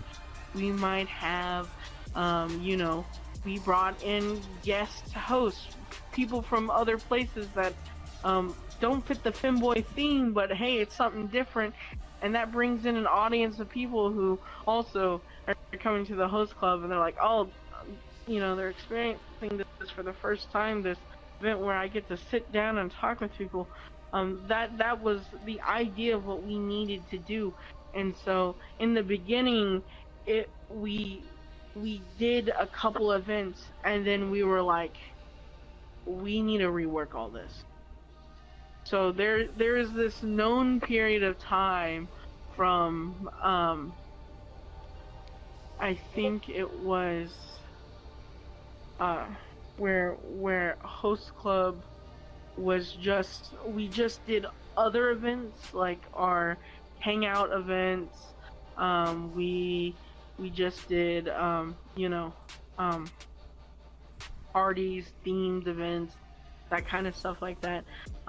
We weren't doing host events, and we were like, we need to figure that out. We need to get comfortable enough that in working this event out properly, so that when we do reopen for this kind of event, that people, like I mentioned before, will have some substance or value that they're getting from this. Because the first few times we did it, I was just like, it's not fun. If I'm not having fun, especially with my hosts, if my hosts are not having fun with it, why should they spend so much time out of their day to come and be part of this and do this? So we really we spent some time, and we worked it out. We ran some RP events. We did different themed parties. We did like a ballroom event and everything. In the meantime, while we were developing the host club, so that we can eventually, when we did open our doors, would have you know, something to show. And so you know, that period of time, it really really the development process was very essential, and what we learned in that development process is how we're going to do our rotation, and how we are going to equal amount of people, how long should they last, how many people should we have at a couch, what is overwhelming, what's not overwhelming, what kind of vibes are we bringing, what we were trying to figure ourselves out, how should we present ourselves, should we be a little bit more risque, or should we be, hey, we're strict on, we're just here to have a conversation with you, how much do we put in this pot of each of those things to present ourselves as. And still to this day, that's a thing that's always in the back of our head and that we're working on and developing on. But like I said, things dry up and we got to change things up a little bit, or certain things happen and we're just like, maybe things should change for the better. But it's a whole the whole development process was a long time. And eventually, I think it was mid or late 2023, we reopened, and we brought our events and people liked them. We made some changes over time. We've had 3 different worlds since then, changing things up, and it's really made what our club is today. Okay. Yeah. Nice. Thank you. I really appreciate the detailed explanation of that. I think it's all detail is very much appreciated. So thank you for that. I do want to ask about your. It was said by one of your friends early on that that I was thinking they meant that doing a host club is a niche market, but it seemed like they were talking about Femboys being a niche market. Yeah. I don't know what things were like in early 2021 or late 2021, early 22. I don't really know what those were like because I wasn't in VRChat at that time. I didn't come into VRChat until May of 2022. So, so do you you went along with the idea regardless of the feedback of saying, oh, this is kind of a niche market? Do you have you struggled with the idea of having a host club style event with dealing with Western style philosophies and cultures? Is that a difficult aspect for people to understand because it's mainly in the East Asian area? Well, what I've learned is not a lot of people know what a host club is. Yeah. And the idea of it. And the few people who do know what a host club is are either people who are just weebs and know everything about Japan, or they watched or on High School Host Club. Yeah. So, I've done all of those things. Yeah. So, and that's kind of why I chose it. I'm a major weeb. My car is covered in anime stickers. But yeah, because I learned so much about host clubs, and I was just like, that's something we could do in VR. But I was just like, I'm looking back at it, and if I honestly didn't hang out with a group of Femboys and then made my avatar a Femboy, maybe the host club would have been just a host club and we'd have a range thing. But I kind of grabbed onto that theme of Femboys because I was just like, there's an audience there. There is an audience there.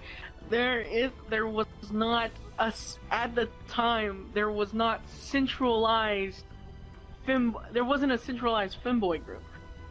Now you look, there's all sorts of different Femboy this, Femboy that, but at the time, every place you would go to, yeah, we have 2 or 3 Femboys here, but we don't have a centralized, thing. So I was just like, I felt like there was a market at the time that was like, maybe this would help blow it up a little bit, at the awe, because as of a niche market it is for femboys. When I say femboy, people get excited and they're like, "Oh my goodness, a Femboy Host Club? That's kind of crazy," you know. I'm just like, yeah, just come on by, check it out, you know, have a good time, you know. So how do you? So I guess how when you encounter people who don't know what a host club is, and I imagine you get some of these people in as like your audience or some of your patrons, like is that difficulty, or does that like very tiny learning curve of not knowing what a host club is? Does that kind of get in the way of people's experience when they come there sometimes, and people act a certain way, or they don't know how to conduct themselves? It's one of those things where people find themselves, they don't know what it is, so they're just like, I don't know what a host club is, so I'm not even going to go to that. Or they know very little about it and they just take the part where it's just femboys. I think like my friend said, it's niche, like that femboy part really holds us back sometimes. The part where the femboys, because when people don't know what a host club is, they're just associating the word femboys, and they're just like, oh, it's just a place where you hang out with femboys. And in reality, it's more than that. But I tell people this all the time, and we often I extend this welcome to people. I mean, like, look, me explaining the event it's gonna be weird, and you won't understand what the event is until you come to it or see it in action. So what I tell people is, if you come to this event, I will make sure like you can get in, and you'll sit on a couch. Bring some friends if you want. We'll put you down on a couch all together, and you can experience this event for what it is. And it's a really like an event that you can't really experience. You can't really go anywhere else and do what we do. We hold like the trademark for this kind of event. You know, no one else really does that. You know. Mm-hmm. What is the? Well, actually, I'll go with this question. Has your event, I guess, either turned people on to femboys or have people discover that they were femboys? Like, has it actually kind of rippled into people's actual lifestyles? We have. I'm gonna just look into this camera real quick. I'm gonna say Batman, and that's all I'm gonna say. This is a good old friend of ours, Remy. You corrupt people. People either learn about themselves that they like femboys, or they learn that they like to feel that way. You know, they like to dress that way, or they like to, feel cute and pretty. I will say the pipeline that people go through at the host club is strong, and it's a fairly large queer community. Yeah. Okay, nice. I mean, that's interesting. I imagine like you hang around people a lot. You typically, I wouldn't say you just automatically become a certain way because you hang out with certain people, but at least you're exposed to it. You have a chance to think about it, maybe explore the idea a little bit, like comfortably around people of, similar mindsets, and then maybe you can draw your own conclusions about yourself and the lifestyle that you want to lead. Yeah, I get that. Okay. Yeah. So, what is one of the most challenging things about running a club in a VR space?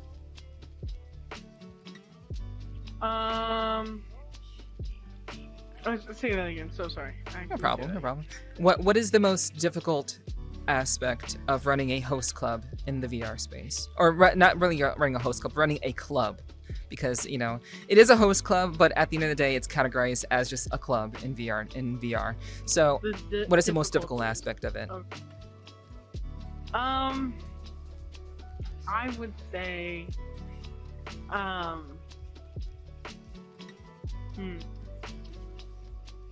I feel like, me personally, I'm a bit of a people pleaser.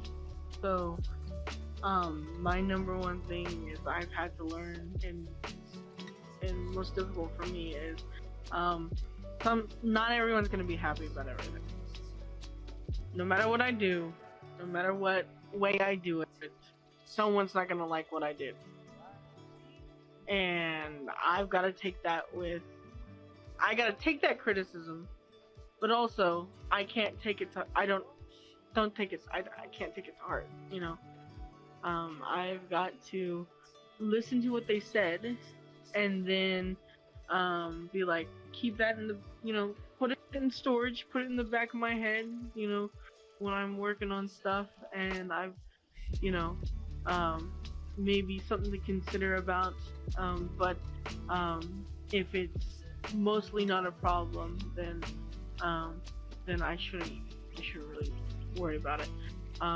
There's times that I work really hard on something and I'm freaking out, and then when it happens, people are just like, why didn't we do it like this, and why didn't we do it like that? I'm like, well, I just didn't, or I didn't think about it like that.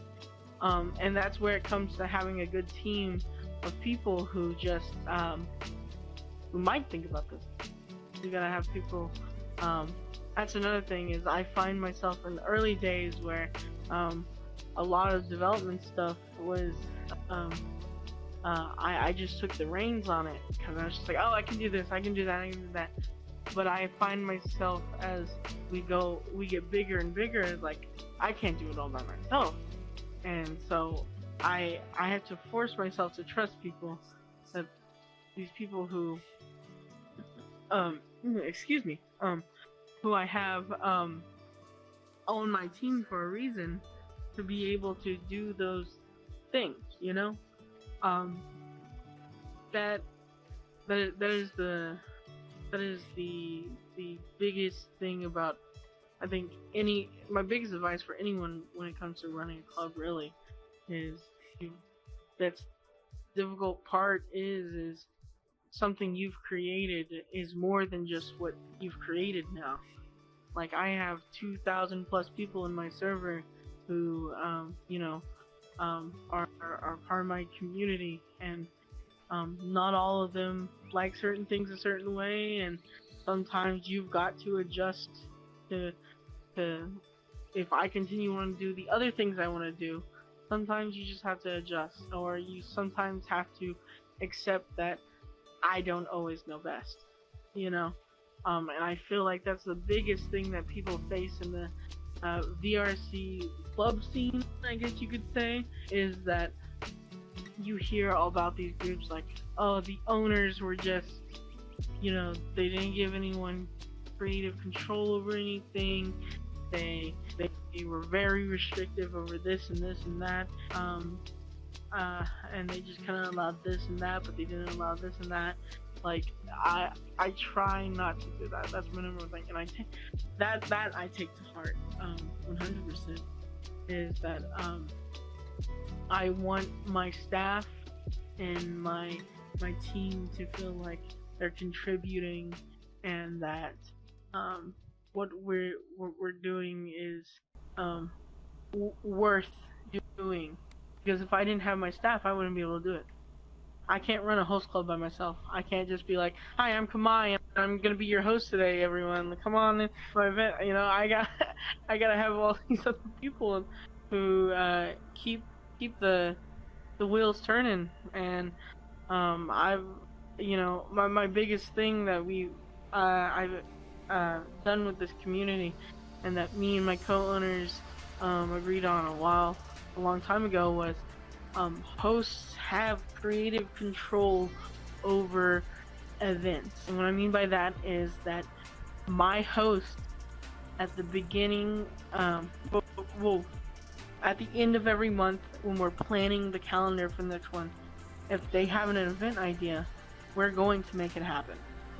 They run their event, and when people will be like, oh, hey, for example, one of our hosts does movie nights recently. He's doing he's running these events himself. So someone came to me like, oh, that movie night the other night was really good. I was like, that's not me. That's him. That's their event. Or when people come to me and be like, yeah, I had really fun at the game night. That's really fun. I was like, oh, thank you. So-and-so does a really good job on working on that. I'm not there. I'm not I have no control over that. I'm at work. Like, that is their event. And we have all sorts of, events that people run, and I'm like, that's their thing. That's their thing. Just like the host events, that's my precious little thing that I developed, and we're developing over time. Is I want people in my community to be able to do the same thing. So every single one of the hosts, when once you're not a training wheel host, or you're not, a beginning host, you have the ability to run your event. And what we're going to do is we're going to help you advertise it, and we are going to help you make sure you have staff for it, and we'll make it happen. And some of those events stick, some of them don't. It just really depends. And if it was a bad turn up one night, we go, hey, let's give it another shot. Maybe we can do this and this to make it a little better, or maybe we can have a little bit more planning next time, and then we'll do it again. And sometimes it's just like, it goes really well, and some of those events just continue to stick, and people get really excited when we have that event on the calendar. And once again, that's not my event. That is their event. It is hosted by the host club. Okay. Yeah, that makes a lot of sense. Yeah, it definitely would be a challenge to kind of get a team together that you can rely on and trust, and not to mention, running everything and keeping everything orderly, and feeling like your hosts are contributing, like you said, in a significant way. So let's talk about your hosts, actually. So when the host club first started, how did you go about, I guess, establishing your first hosts, and how has that process changed as opposed to what it used to be? we actually we have, when we're talking about old host club, we consider it in different seasons, as if it's a show, season 1, season 2, season 3. We're currently on, I think we said that we're on season 4 right now, probably coming to season 5 soon. We have different groups of hosts as people continue to be a host or not. Are these going to be returning hosts in the next season or not? Because over time people are there. Some people, they go do their own thing, or they stop getting into VR as much. I'll say season 1, when I first started the host club, the way I got hosts was, I know Femboys, so I'm going to go to these other people who wear these Femboy avatars, and I'm going to ask them, would you like to be a host for this? Would you be able to take the time on your time? And I was luckily able to get a couple people who wanted to do that. We had a couple training events where we kind of how we want to interact with people, and how we interact with people who are interacting in a certain way we don't want them to be, just going on a work training process. And then now, in season 4, I guess, we are, what we do is we have auditions. People who want to become a host is that they come and they audition. We do it usually, we're right now on a hiatus with auditions because we're kind of, like I said, we're working on some things and changing some stuff up in the process, but also we're at pretty much our max capacity for events when it comes to that. So we are kind of like we're having to learn. We have so many people now. Usually we didn't fill up our full things of couches, but now we have so many people coming by and so many hosts that we're learning how to manage it, that this isn't just a niche friend group anymore, or a small community. We're considered one of the large communities within VRChat now. So developing that and changing things and growing is our main focus. And so currently we're on a little hiatus with that, but usually in the past year, when we started having auditions, is hosts come and they audition.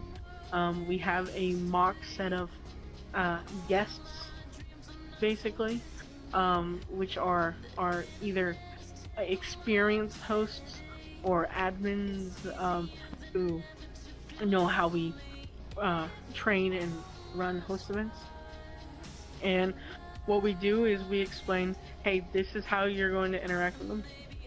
We go through a quick tutorial, basically, and we kind of give them a couple tips, and then we just kind of throw them into the water.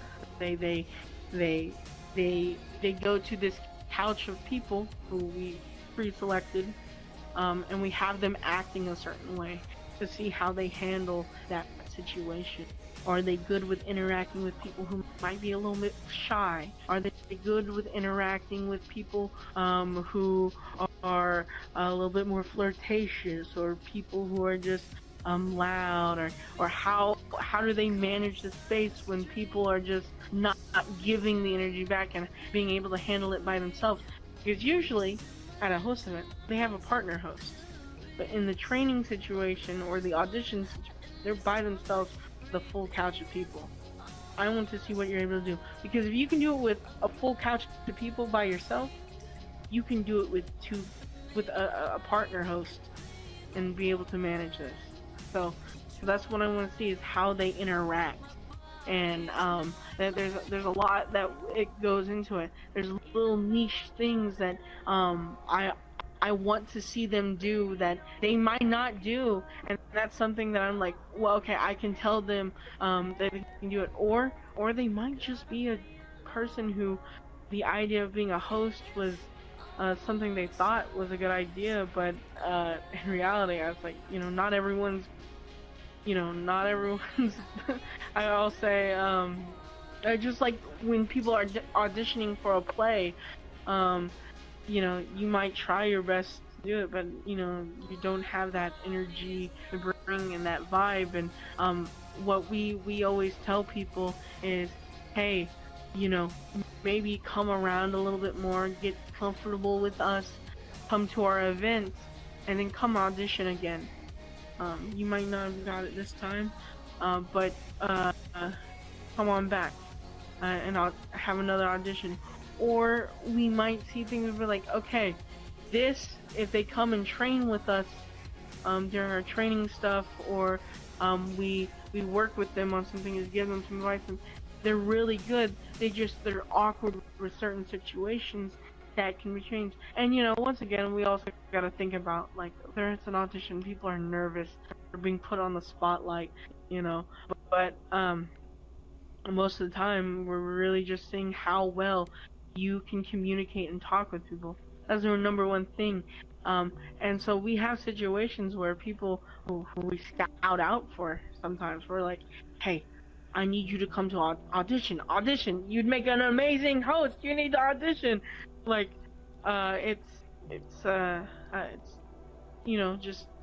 it's basically people's personality. Do they have the energy, or they bring the vibe of what we want from a host? And like I said, we have multiple different versions of what hosting is. And so because we have those different versions, we can put you in that group of, this person's good with being a little bit more intimate, or this person is really good at just livening up a couch and bringing that energy.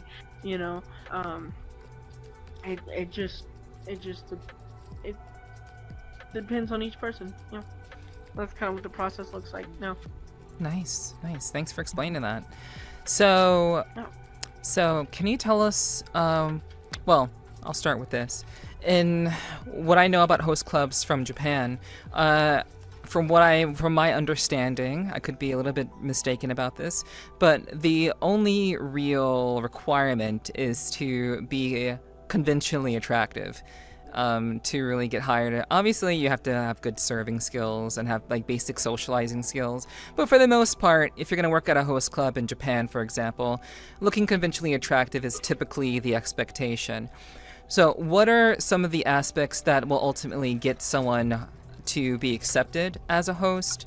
And what are the things that are typically, I guess, frowned upon, we'll say, that will maybe, get the secret sauce. People can get the ins and outs of what goes into that, and they can take it or leave it. But but I'm kind of curious to see, like, what are the credentials for, what do you look for in a host? Well, when it comes to a host,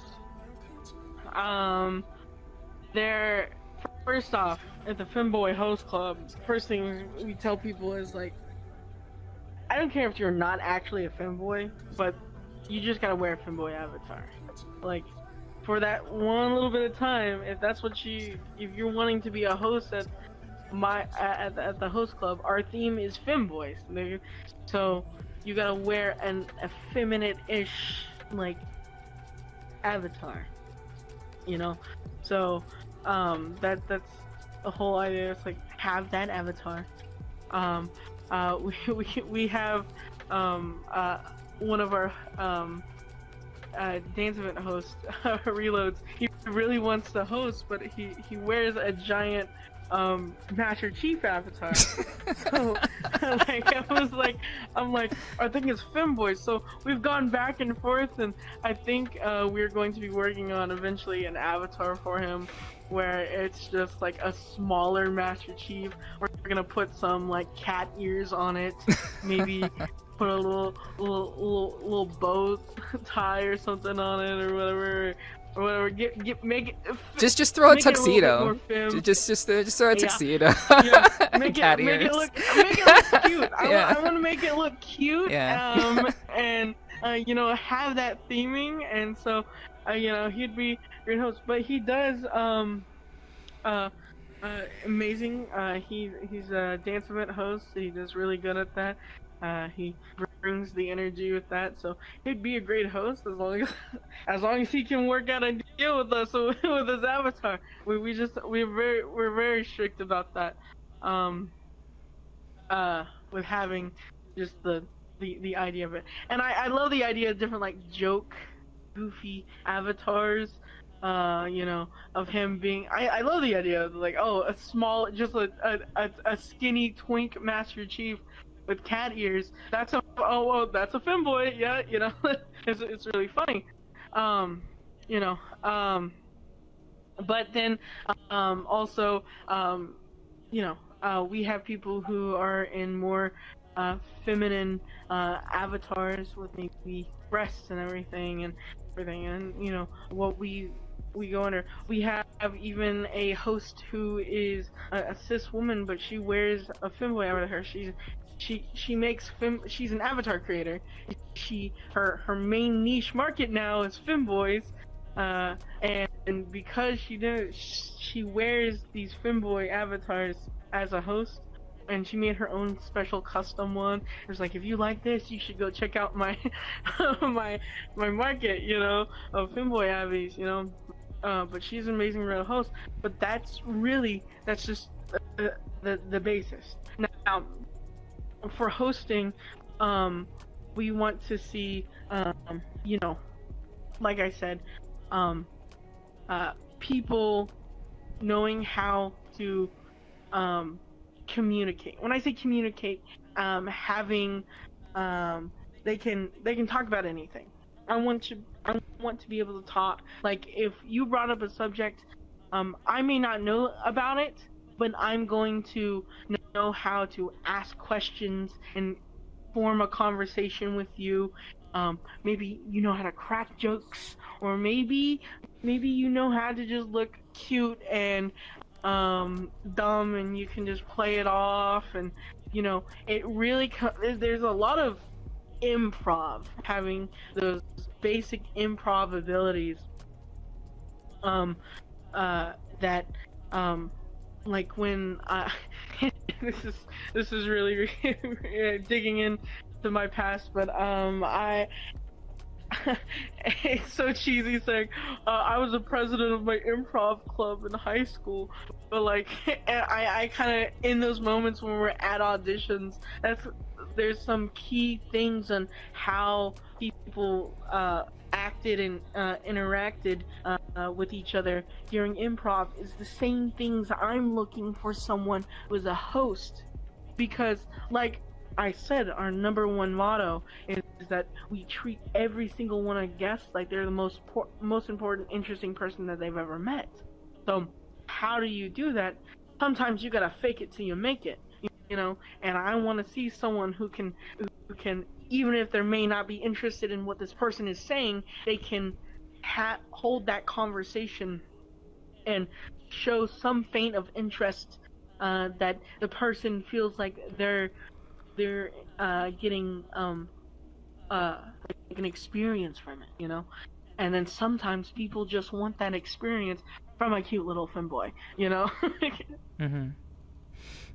Okay. So how do you go about I guess let's actually start here. What is the training process for hosts? Like, so once you kind of get through, once you kind of understand, like you said, a lot of improv goes into this, you know. I as soon as you said improv, I remembered my own improv training. A lot, it's yes and you know, yes and blah blah blah blah blah. You always be like on the same page to some degree. So you know, make them feel very interesting, very very like you're engaged with what they're saying, for sure. So what? How do you go about maintaining a sense? Well, actually, that was my question after that. My question I was going to ask you was, how do you go about training the your hosts once they're in? So once you pass, you get the training wheel roll, and you are a training wheel host. You will be put with when we have an event, you will be put with one of our experienced hosts, and you are kind of thrown in. We have training events. Well, we're right now, we've been so busy, we haven't had any for a couple of months, but we're trying to, we just put some on this month's calendar, that we're having these training events, and we kind of teach people the key details of what it means to be a host, or tricks to do during hosting. For example, you'll come to a host event. We have different ways of we want our host to swap sometimes, you know, this person is, I'm not getting a lot of energy, so maybe we need to switch. You know, knowing how to change the conversation where people aren't just getting abandoned. They can do the casual switch between hosts, those two hosts at that couch, or hey, all these people are spread away and I'm having a hard time communicating with this person and this person at the same time, because I don't want to just, like, say, because, you know, contact, I'm focusing on you, but there's a person sitting here, so I want to bring you guys, I'm like, hey, we're all a little friendly here, let's get a little closer together. And or I might sit center closer in front of both of them and able to talk with them, bringing people into the conversation. That's another key feature of what we teach people. You know, starting that conversation. Icebreakers. We tell people icebreakers are really important. So put up a list of things that you might ask at every single couch. One amazing thing that one of our hosts does, Sataria, he has a question that he might ask. He from a conversation he was having from the beginning, eventually he does everything. at every single couch is he asks that same question. He'll talk about other people's responses from the other couches and be like, this is my opinion on what they said, and this is what's your opinion about this? It's really cool. And then we have hosts that we talk about, like, doing bits. For example, we might like, for my good friend Ku, who I've brought up, he's really good at just going from 0 to 100. He's got that car salesman energy, you know, about him, where he can pretty much make you do anything. You know, you came there just kind of looking, but at the end of the day, you're gonna end up leaving that place and buying a car. Well, here at the host club, when Ku talks to you, you might have just come in to be sit and just kind of watch, but he's gonna get you to interact no matter what. He might make you the main focus. He might quickly give you that energy to just like that you're just like, oh, you're just, you know, you're just having a good time, and it brings you out. It puts you on that spotlight, puts you on that pedestal. For me, I bring crazy energy. I get loud. I get excited. I make it a joke that what I'm doing, I'm like, oh, I'm like, I pretend that I might be panicking, or I'm just like, I'm overwhelmed, and I'm like, you know, I bring that goblin energy, and I make people laugh from it. And so sometimes it's just like doing a like I said, a bit. We're doing a bit, and people love their bits. For example, there was my one of my admins and one of my other hosts, when they went around, they were talking about who I think it was the that one of the hosts had like a affinity for like cereal mascots or something, and talking about who's the hottest like cereal mascot and that kind of thing. You know, just goofy stuff like that. You can you know, you just learn whatever bit you can do. When I work with new hosts, my number one thing, like, just kind of put them on spotlight to see how they handle things, but also help them, guide them, and help them be the main focus for the couch, is to put them on spot. So one thing I love to do when a host is with me is I go, I'll just go up to the couch and be like, okay, everybody, this is so and so. They're brand new at hosting. They're an amazing host, and they have a special surprise for you. So I'm gonna toss it over to them, and I'm gonna go ahead and go do the amazing thing. And then there's just everyone staring at them now, and now they have to do something. And so there's times where people have just started doing somersaults, or they started someone recited the Pledge of Allegiance, or so someone started talking in a funny accent, you know, that just putting them on the spot, you know, and doing something. These are just kind of like key things that we kind of do to train people. Like I said, it's a lot like improv, and just being able to keep a conversation and keep things going and flowing naturally. And some people might do that with their words, and some people might do that with their ass. And it really depends on the person and the kind of the vibes that they give off. Like I said, each host is very different, and each host do different things, so it's just up to them. So what you're saying is, with regards to training hosts, you're essentially giving them a basic rubric to follow. You're like teaching them about bits, you're teaching them like doing bits, teaching them about communication, you're teaching them about how to kind of figure out like how they can, you know, connect with somebody. So these are all like they're having to go to like classes, or just kind of being like on the job as like a shadowing another host. Most of it's on the job. Okay. But we do, like I said, we do have training events where we get them in, and we do peer review kind of things. So basically, is I will go and we will get people who are not associated with the club at all. They're just guests, or maybe it's some regulars we have, or maybe it's our experienced admins, and we sit them down on a couch, kind of like we do with our auditions. But what we do is we have them, we pair people up and have them work together to host at that couch.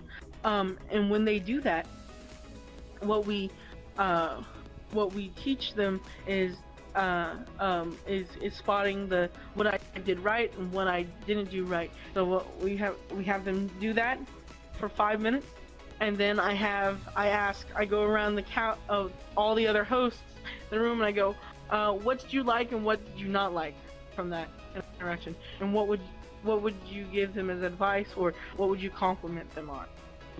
It's all peer review, and we all learn together from it. I think it's a really, really good way of getting, learning each other's styles and of hosting. Because like I said, each host is different. Like, I bring something different, and Ku brings something different, Jess brings something different. Everyone brings something different to the table.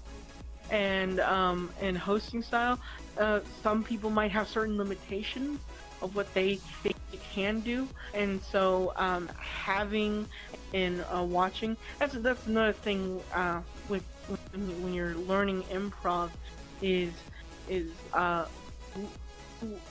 learning from others and what they do, and figuring out and taking little bits of everything. That's just kind of comedy in general. Taking bits and pieces from other people's stuff and figuring out how I can also do that, but in my own special way, Yeah. Okay. Thank you for that. So, how does the club deal with? Actually, I'll ask this next question since we are on the topic of hosts. What is the time commitment for being a part of the Femboy Host Club?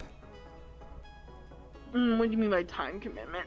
In terms of how much, like, if one were to become a host at your establishment, how much of a time commitment does that person have to, should they expect to be giving? Obviously, this isn't like a passive thing, so it's really, we have a thing right now that we really want people to at least come once or twice every 3 months, because like I said, we have 2 events every month. If they can come to those, at least come and host at one of those events, or just doing something. We want you to do something at the club. I want to see your face. If it's been several months and I don't see your face, and then I go, hey, I haven't seen you in a while, they're like, oh, I'm busy. Sometimes, and it's happened in the past, we go, hey, you know what, we'd love to have you come back and be a host, and do this when you have the time. But if you don't have the time right now, we can fill that in, someone who wants that. So, we might have to be like, you're welcome to come back anytime.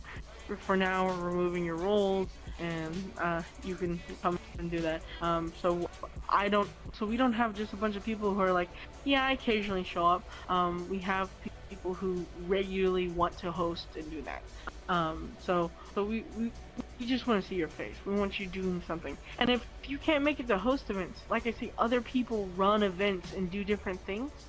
So and we need hosts for that. So go make yourself known at these other events. Be a part of those other events. That's what we require of any, not only hosts, but any of our staff. Just being a part of things. Okay. And how do you deal with disruptive patrons? Disruptive patrons.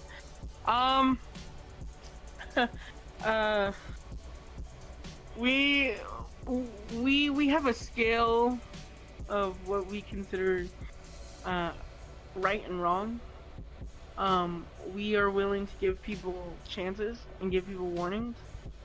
We have, you at an event, if you're being a little disruptive, you're not following the rules, you get a warning, being like, hey, you need to chill out. And if you don't chill out, you're just kicked. We don't need it. And then if it becomes a problem, we can have a conversation about it in the ticket in the Discord. If people continue to do that over and over again, we have a list, kind of like a little watch list of certain people who might not be acting the way they should be, being a little disruptive. And then sometimes we have to open a ticket and we have to explain to them, like, hey, this isn't the best way we interact with people, you know. Being so of what kind of club we are and being a social club, you learn that a lot of people, there are a lot of people who are very socially inept. And being that it's in VRChat, people forget that that other people are people too. This isn't a game. These are actual people you're interacting with. So you can't just get away with doing like doing whatever without consequences. And so we're very we're willing to give people a chance, but after 3 strikes you're out, basically. It's kind of like we one of my coners, Mr. Noodles, he likes to say getting the weeds out of the garden, just allowing certain things to happen sometimes, or early prevention of it, being like, hey, if we allow this for a certain amount of time now, then what's gonna happen in the future, I think sometimes people are too lenient and give too many warnings and allow so much things.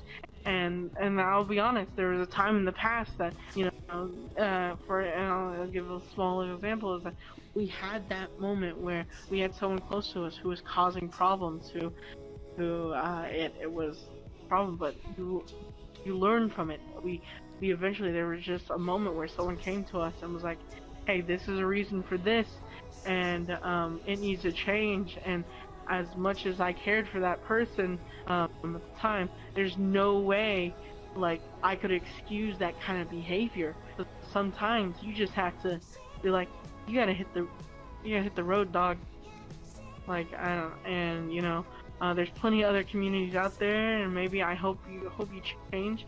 There's people that we've banned or we've kicked from the server that, some of our hosts and our admin team, they're still friends with that individual, but it's not like, it's there's no beef or problem there. It's just like, hey, we have to put our foot down, and if I allow it with you, then everyone else is gonna expect that, and a lot of that kind of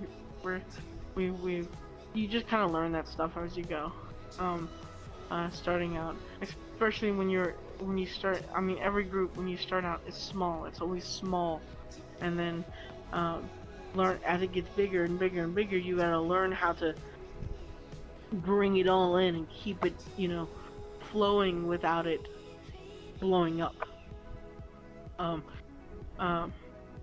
And so sometimes you've got to make those tough decisions, and one of those things is telling people like, hey, we have our set rules, and you're not following these guidelines, you're gonna have to go. Simple as that. So, now that we've heard from you with regards to like your hosts and like how you deal with disruptive patrons, I do want to kind of move into talking about your work with the Trevor Project and your fundraising collab that you did for this year, as well as for the past 2 years. So it's this is the 3rd year that this was done. Yep, this was the 3rd year. Yeah. So yeah. So we can talk a little bit about that, but to keep it more focused, I'll ask you a couple of questions about that to keep the discussion kind of on track, so we can kind of like answer like really key questions, and it'll be all good. All right. So with regards to that, how much was the total amount raised, and how does that look in comparison to previous years for people who are not in the know? And also, maybe we shouldn't start with how much was raised. We should probably start with like why did Femboy Host Club decide to go in this direction and to form this fundraiser event that you've been doing for 3 years? So we'll start there and give people kind of the background on why this all took place before we kind of talk about raising the money, because sure, it's about that, but I think it's more so about the motivation behind putting this whole event together and how much of an undertaking it was. So I really want to focus on that more so. So yeah. So first off, I would like to say to the audience, forgive me for being in desktop mode now. My headset is on its final last few things of life, and it is not staying charged like it should be, even though I have it plugged in. It does not last too long anymore. I gotta get a new headset. But yeah. To answer your question, why I decided to do this with my community. So this is another instance of me going to my friend Mtrix and being like, I have an idea. Would this be a good idea? And him being like, that sounds like a lot of work. We are a very small community. Are you sure that's something you want to do? And I said, yes. I have a hard time of I go way big every time. I go way bigger with everything, and then I might be capable of doing it. I just we're just gonna try our best to do this goal, and if we do it, yes. If we don't, fuck, So, our first one, I had to go look back at this. Our first one we did, in 2023. The year before, in 2022, just kind of had like a little pride prom kind of thing, like a prom event for pride. But I wanted to do something more. I was like, what if we raise money for charity? Had a small goal of $6,000, and we wanted to see if we could hit that goal. And I was like, I know so and so, maybe we can get some advertisement from them. What if we did like a big nice dance event, big nice collab? Let's get these different people involved. And so we got 6 communities together, which at the time was still also really big. Having a 6 community collab was fairly large then. It's still kind of fairly large now. 2 or 3 clubs might do together, but 6 clubs still coming together. So it's more common, but back then it was a lot of a bigger thing. So we got some communities we knew, we had some partners, and got them involved in it. And it wasn't the biggest success. It was lots of fun. Everyone had a good time, but we didn't hit our goal, and we raised probably about $2,500, I think, our first time, and our goal was $6K. So it kind of which is kind of, because I didn't reach that goal. The following year we almost didn't do the Trevor Project Collabs. I just kind of was like, we didn't really raise that much last year, and it's a lot of work to put together, and I don't want to do all this work again and then us not be able to, do, or I didn't want to repeat it the year before. And also, we planned a lot earlier, before that Pride event, and now we're 2 months away from Pride, and we have not planned anything, and one of my admins, Jess, she said to me, she was like, hey, you know, let's give it a shot. We know so many more people, you know, we can get the help, we can do this. We, you know, we will go with the same goal we did last year, and see what, you know, if we can hit it this time, you know.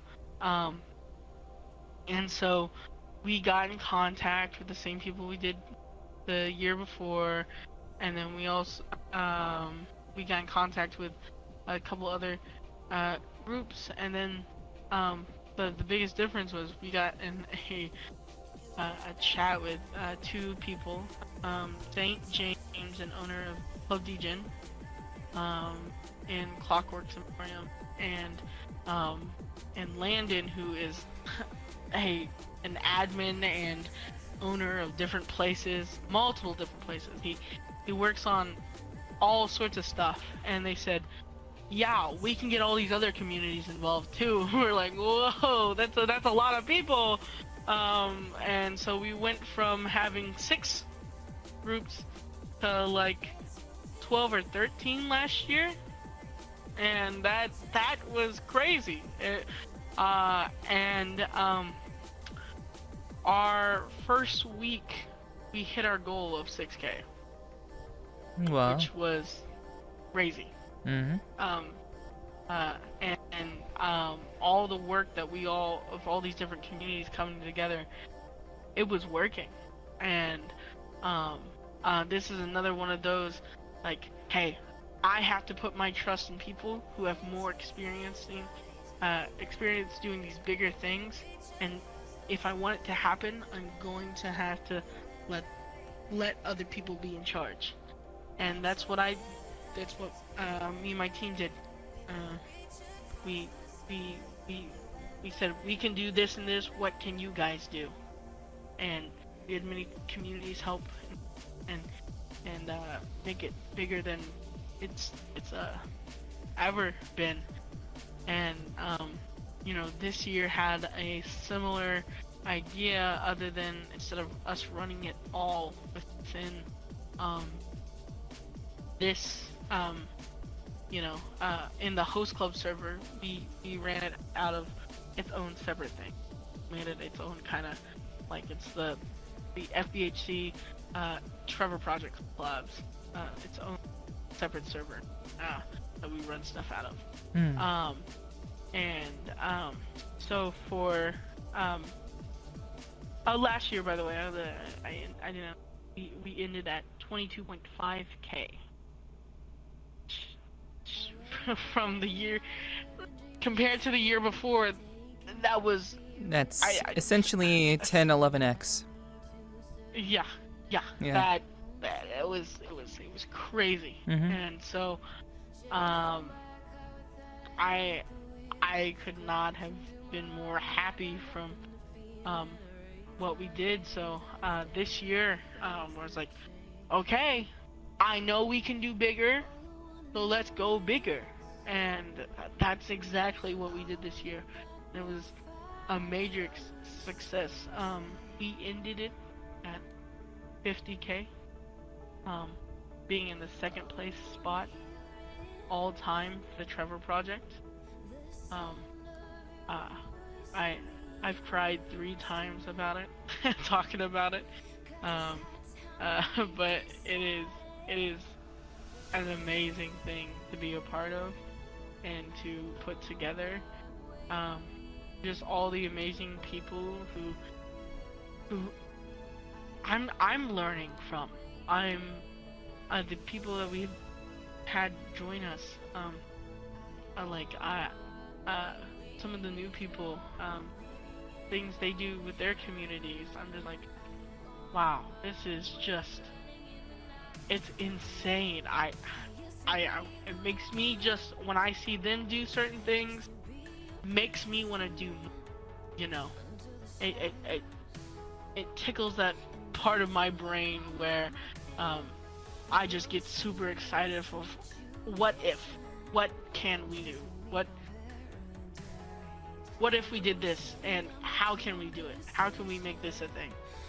And God, you know, there's some groups out there, you just tell them, hey, I want to do this, and they're like, okay, we can do that, and then it happens, and I'm just like, I don't know how you just did this so easily and so perfectly, and you know, I see all the hard work they put into it, and it's honestly been amazing. I've made so many great connections with so many great people, and honestly, it means a lot that I get to know these, because like I said, like if I didn't get into VRChat, if that night I just decided not to download it and hop on, then you know, I wouldn't be here doing the stuff we're doing now. Crazy. I wouldn't know all these people. I wouldn't be doing what. Yeah, it's really wild to look back and see exactly how VRChat has, you know, shifted what would have been our lives in a completely different direction. I'm certainly a recipient of that as well when it comes to VRChat, and in a lot of ways in that regard. So, with regards to kind of making this a VRChat related centric thing, I believe I'm actually not sure how many communities were involved in this, but a lot of communities were involved, and not just communities, but streamers communities as well, including my own. Yeah. So, can you tell us how many communities were actually involved in this, and kind of briefly, kind of tell us exactly like the difficulty of wrangling all those people together? So if I remember correctly, with so many people, if we're including all the streamers who were part of it, we probably had about 25, 26 communities. If we're talking about just VRC clubs, then we had about 20, 22.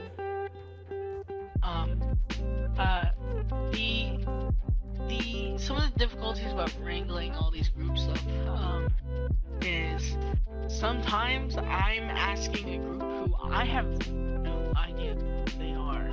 Like, I'm just being told by another group, hey, we should see if this person in their group is willing to do that. You know, they do this and this, so it'd be really great to have them involved. And it's like, oh boy, I have to, you know, get all business professional with these people, and I have to, you know, communicate like, hey, would you be willing to work on this 3-4 month long project with, you know, with me, and you don't know me, so what's up? You wanna do that? Like, you know, and it's a lot. Just as many people we had, you know, we added on this year, we had just as many people say like, hey, really honorable thing you guys are doing. We just don't think we have the time or the ability to do that. We wish you guys the best of luck. And you know, those are it's like, I'm like, oh, okay, all right. We tried to get them involved, but you know, the denials. It's like doing a job search. You know, trying to put in an application in a place and then being turned down. You know, it's like, oh, okay. Like, but no, we had some amazing groups. Another thing is making sure that everyone is comfortable with getting what they want out of this. It being a collab, everyone fairly deserves to, you know, get the recognition and I guess the technical stuff of being, you know, the getting promoted that they're being a part of this, and making sure everyone is fairly and equally, and also having all these people, not all clubs they're like, yeah, I'm gonna do this and this part, but I'm not really interested. And it's like, okay, or learning how different people run things. Some people run things totally different, and sometimes you have to adapt to that. Be like, okay, well, that's not how I would do it, but I guess we can work something out. Let's be adults about it. We're doing this for charity, and sometimes you just gotta get over certain beef. But also we want to treat people with respect and realize that some people are uncomfortable with other people's actions. Like I said before, sometimes you can't just allow certain people to do certain things, and so some people have certain issues with people, which is understandable. So just finding a middle ground and being like, hey, so and so might not like so and so at this place, so we might not just put this person or this group with this group and make sure they're not interacting with each other in any way, just kind of keep the peace, and like I said, it's a large collab, so there's a lot of people, and this is a very this game, as big as it may seem, it is a small community compared to most things. So like you run into a lot of the same people in different places. So my next question for you, with regards to that, is, what are some lessons that you've learned from that event this year, and what are some things that you'll be applying to next year's event, assuming that you're planning on doing it next year? Yeah, we are definitely gonna be doing it next year. I've already have my team is already like have so many ideas on different things we can do, things to improve. Where we're already some people are already working on improvements and jotting things down and making sure. I think being such a large thing, we are going to we really have to set and assign people to different things. That is a number one thing is this year, us being in a whole server separate from the host club is our first time experiencing, and we pretty much just reset up a whole new Discord server basically, which can kind of get confusing, and then also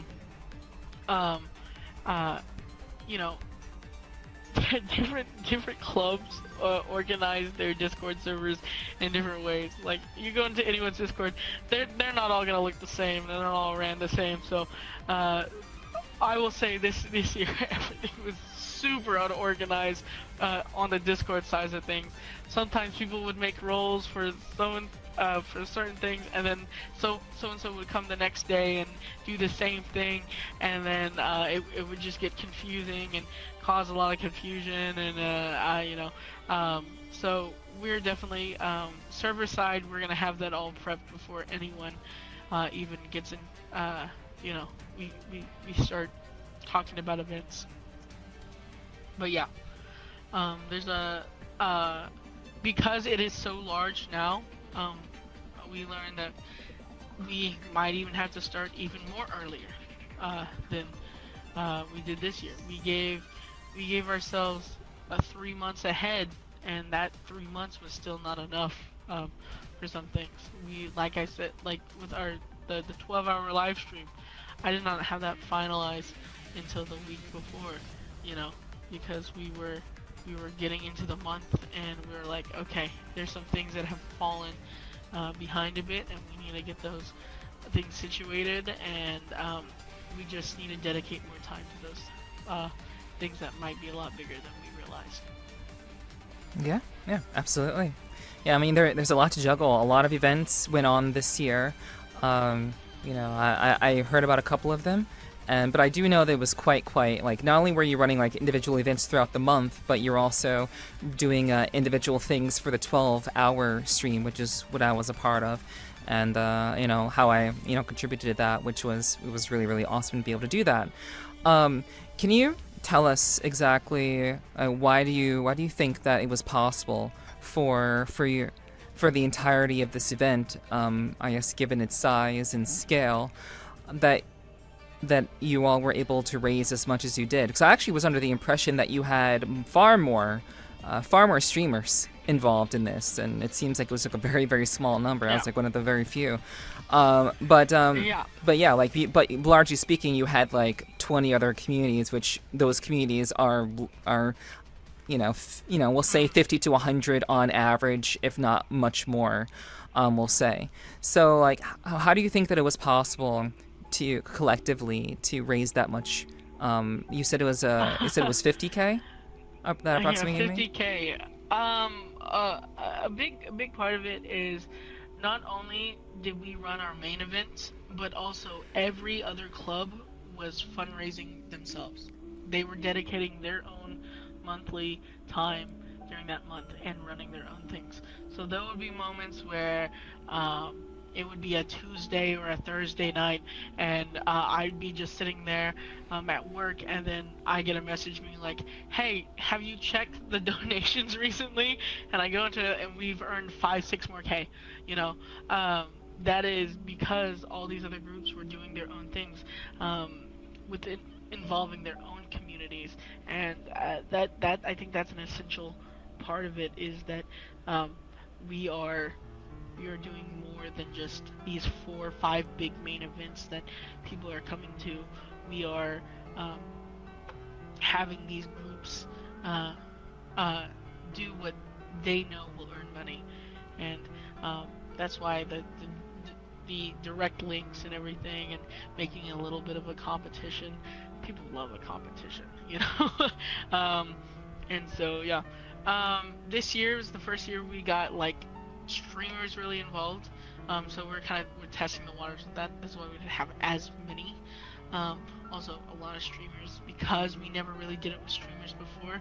We're unsure what their involvement would be of it. So just trying to have this year kind of be kind of a showcase for that, like so and so streamer did this and this and that, and so yeah, I think it's just to earn that much money. I'll be honest, I really don't know how we earned that much money. But people found a way. I can't. Anyone could have done what we did and put all this stuff together. And it could also not raise as much money. But it really just depends on, how dedicated people are, really. So I think we just had some information. I will say in the beginning, it was going a little slow, and I was like, oh my god, I don't think we're gonna hit that, the same amount as we did last year, because last year it went crazy really fast, but this year, like, once we started hitting certain events, it just boom after one another. So it's really great. Yeah, it sounds like it was a significant collaborative effort between, all parties involved, and I think that's what makes it really, really interesting. And I had a chance to, meet some of the club owners that were participating. Had a chance to talk to all of you, and the last interview that I did 2 Saturdays ago, as of this recording, and yeah, it was really, really awesome to just see so many people use their skills and the resources to really come together for the sake of raising money for a great cause, and I think that's really, really awesome. I think was there any level of I guess I honestly don't think there was any confusion about what the whole purpose of the whole event was. I think everybody was pretty clear on that. I already asked you about, did you learn any lessons from everything that went on? So, with regards to, I guess just doing the event as a whole, like how much would you say your part was? Because I know you reached out to me directly, which is, unexpected. Like before then, we had probably talked like maybe like once, maybe twice. Before, It was yeah. like I passed you once in VR chat. Yeah, Yeah. yeah. I like an Actually, event. the funny thing about that Ah, is I, I was the reason why I started watching your content was after Silly Willy was interviewed. Yeah, interviewed. yeah. Yeah, and I was like, oh, this is really good content, and I continued watching it. One night I joined on Silly Willy, and they're like, yeah, Neff's here, by the way. I went, what? And I was like, oh my god, I'm gonna read that. Oh my god, this is really cool. I was like, I was like fangirling in that moment. And I was like, oh my god, and we had a good. I can't remember what the conversation was. It was at a DJ event. Yes, it But I was. think we Yeah. it was some. I know something involved. I know it talked something. I think about peanut butter and jelly that came up. I don't know why that distinct. Something about peanut butter and jelly. Yeah, but that's pretty much Yeah. the only interaction I had with you. And then I think occasionally in chat, you answer one of my questions or make a comment about what I said in chat. So, Yeah. Yeah. but other than Absolutely. that, Mm-hmm. that was our only interaction. And so I was just like, you know, yeah. Again, I sound like a sidetracked. What was the The question, the question that I was looking to ask was, like, I guess, what about the event really struck you? Like, what about this particular event, aside from its size and like the amount of events that were going on? I guess, what was it about? No, correction, that wasn't my question. How much involvement did you have with the entirety of the event, and how much like you were? I believe you were essentially directing the 12-hour event. Like, you're bringing me in, you're bringing other people in. So like, how much of your part was, how much of this whole month-long collab, because this was a month-long thing that you all did, how much of that was you, and how much of that was everyone else? So, me, I'll say is, it was a good portion. I'll say less of me, but my team, my, Femboy Host Club team. Like, again, we're the leads on this, so when we made the server, we got in, and then we're like, okay, we gotta get all these people in, we gotta message so-and-so, we gotta message these people, talk to different individuals. This is what we want to do. We had a set idea for the events. Once again, this year we were going bigger before last year. So, and getting everything set up, we got people in and said, hey, what do you think we can do different from last year that we can do this year? And we had several meetings, and then we got different people who had different skill sets, and there was moments where we were just like, hey, can you just do this? Like, I trust you so much. Can you seems like this is more aligned in your field than ours. Can you do this? And the biggest example I can give for this is the Lux Nova team. Our first event was a 4-instance event, which we're all almost completely full, and it was basically, we had go-go dancers on all these different stages. It's similar to a Lux Nova after party is the kind of vibes I kind of described, and they were like, yeah, we could definitely do this, and we made it bigger. They even used their brand new world that they created for their own events, and they presented their brand new world with the Trevor Project Collab, I was very gracious that they did that, but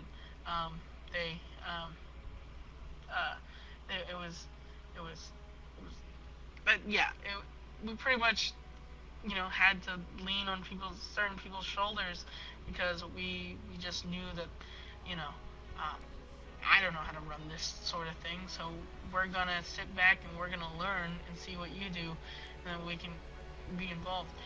We did that the previous year with the dance event, and this year we were a little bit more hands-on with it ourselves, but again, we don't run dance events, so we had an amazing person who is part of different communities, who is a major player of running different dance events, and his name's Schmorticus, and he really took the leads on it this year and really helped us out a lot, and pretty much did it. The two people who did it the most was Schmorticus and Fiddles. Fiddles is one of my co-owners of the host club, and they're more in the dance scene than myself, so they all kind of organized it and put it together, and I got with some of the other the dance captains and owners of all these different groups, and made sure that things were done properly, it went really well. Last year our biggest thing was, how do we earn money from this dance event? Most dance events you go to are free. Last year, even though we had these large lobbies, they weren't always all fully filled up, and it was mainly because of the way we did our ticket system, and so we changed it up this year, and pretty much every lobby had was fully packed. That's another thing is, all the events we done were either full lobbies or crazy amount of people, and these live streams we did, and all the interactions with different people. It was the turnup was massive for all these, and I was worried. That was the number one thing I was kind of worried about, was that okay, we can do all this work, but will people show up? Yeah, of course. I mean, that's always the question. If people are going to show up in the first place, you never really know. So all I can really do is present the thing, do everything that you can to ultimately, prepare for people to show up and do the work in order to make that happen. And at that point, it's really up to advertising and word of mouth, and just people, sticking to their guns and actually showing up when they say they're going to. I'm definitely used to that sort of thing as well with my own events. So yeah, I can tell you definitely did a lot. I was hoping for a percentage. Maybe you kind of had something like that, but that's fine if you don't have anything like that. Well, percentage wise, I would. Well, because I don't want to say that percentage wise. I can't really put a rough number on it, because, like I said, I don't want to. I don't want to say a number and then diminish the what other people did. I will say, just planning wise, I was a part of everything in a way. I might not have been at every meeting and not have been the final say with things, but the main outline, with a proportion of it, was myself and my team. Once again, we are going to put all this together, so it is a major part of it is making sure that we that it's done right, and if it wasn't done right, we would say something, but we had all these amazing people who were doing such wonderful jobs, and we were like, okay, I don't think I need to really speak up about this. They're just getting it done. They're doing an amazing job and making sure it's done correctly. So.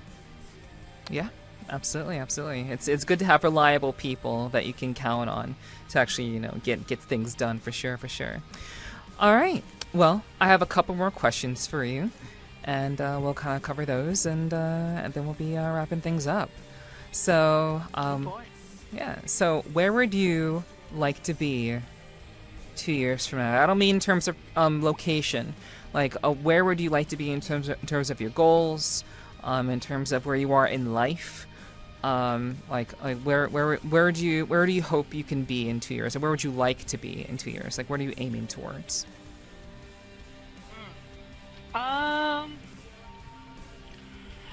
My goal in life in the next 2 years is, you know, hopefully, you know, I'm still doing the stuff I'm doing now.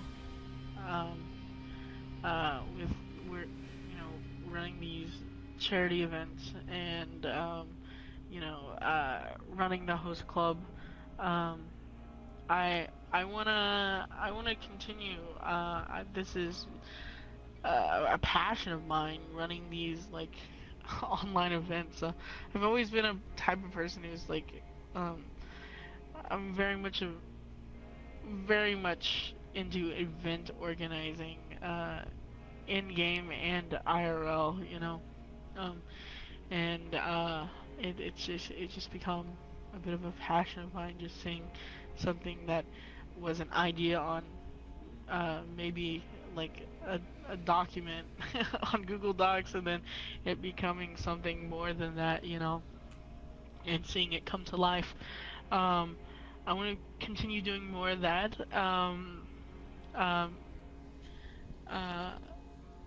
You know, I like doing the work I do IRL.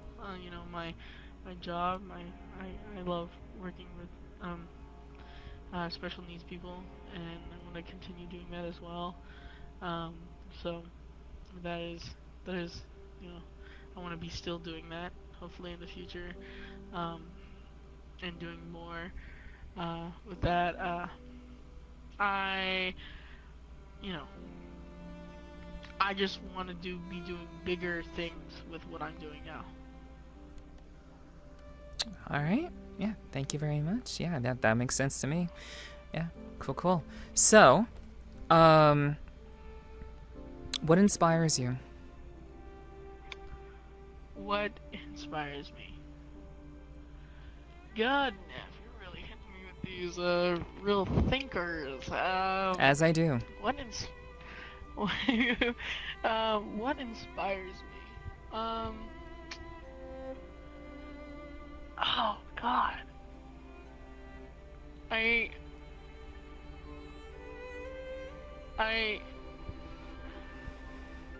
think it was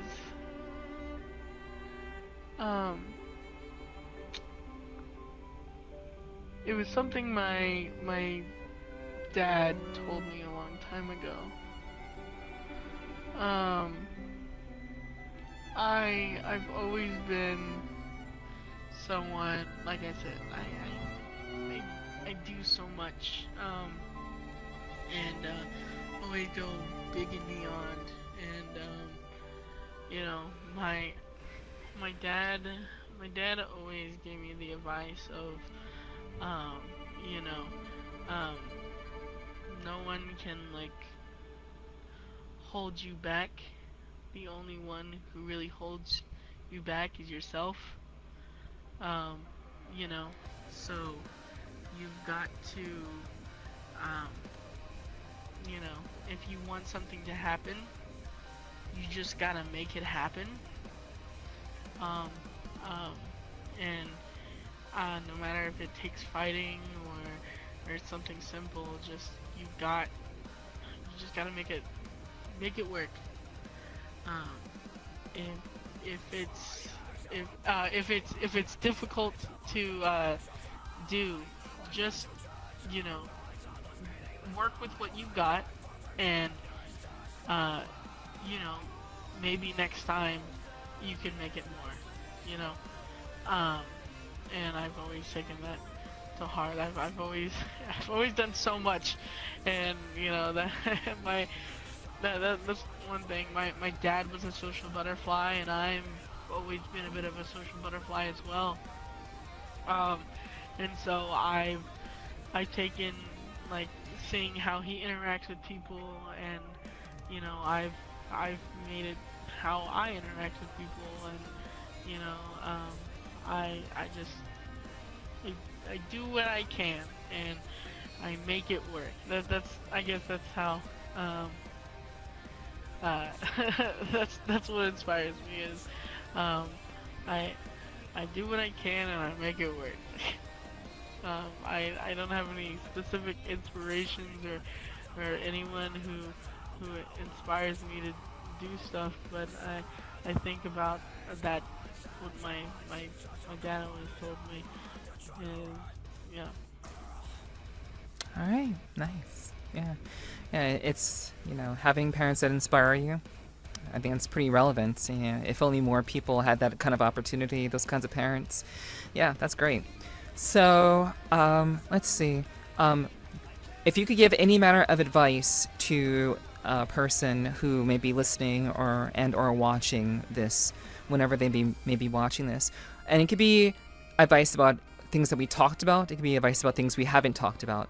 What manner of advice would you like to share with people that you have applied to yourself, obviously, that you would like to share with those who are listening that has worked for you?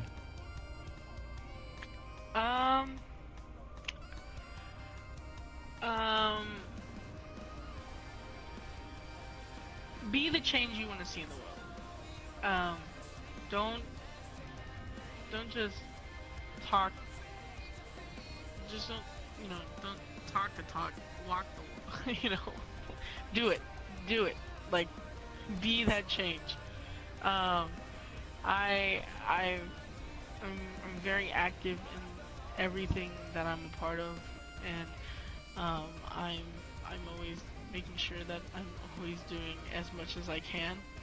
And if you're not doing that, then you won't succeed.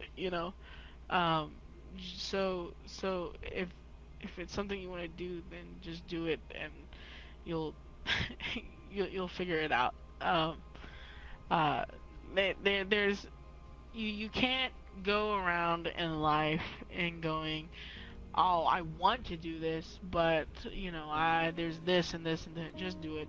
And I don't want to go around. This is kind of like, don't let your dreams be dreams.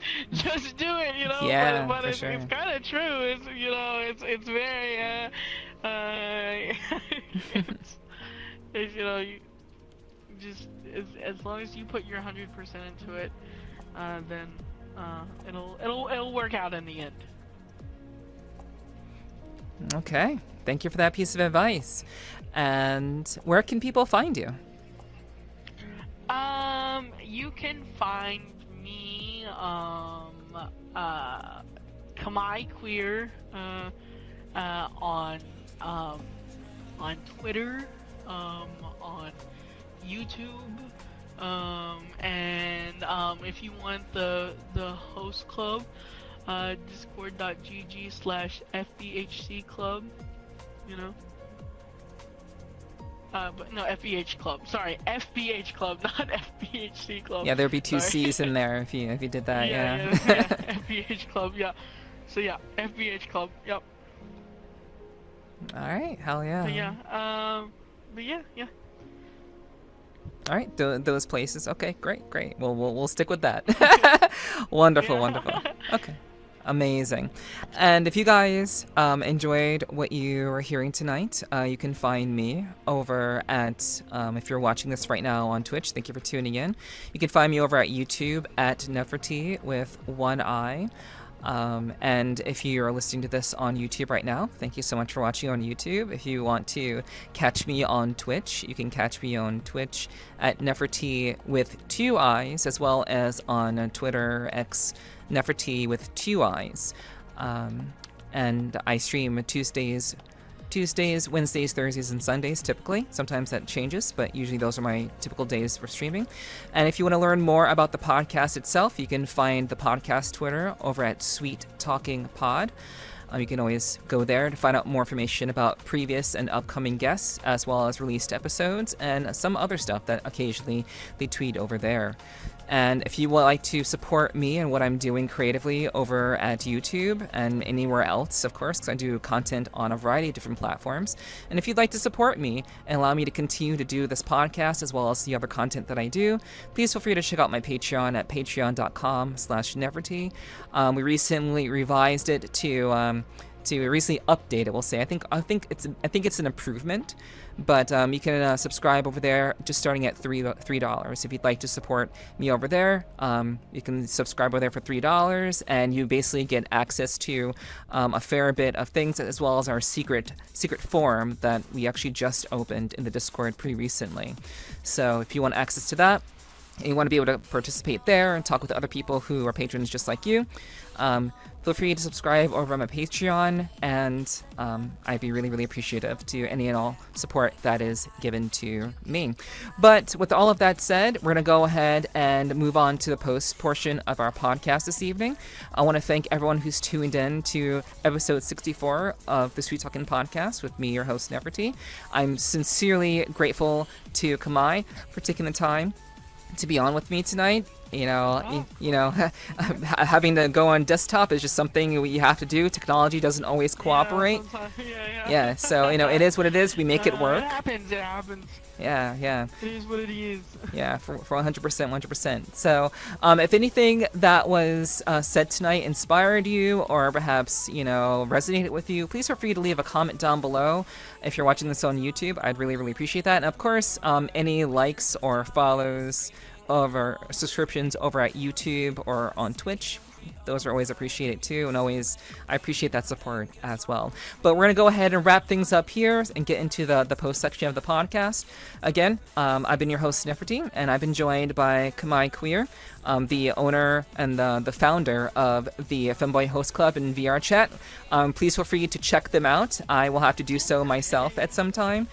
But please feel free to check them out in the VRChat and go support what they're doing. He and his team are doing such really, really awesome things, and I'm really, really grateful to have been a part of not the entirety of it, but to be a part of the Trevor Club, the Trevor Project Fundraiser Collab that went on this past June. So I really appreciate that opportunity, and and I certainly hope that you guys took something away from this podcast. So with all of that said, thank you again so much for tuning in. I'll be back again, hopefully with episode 65. And of course, feel free to tune in. Please feel free to like and subscribe. And I will see you all in the next one. So until next time, please take care. And we'll see you next time, guys. Bye-bye. Oh my god. Bye.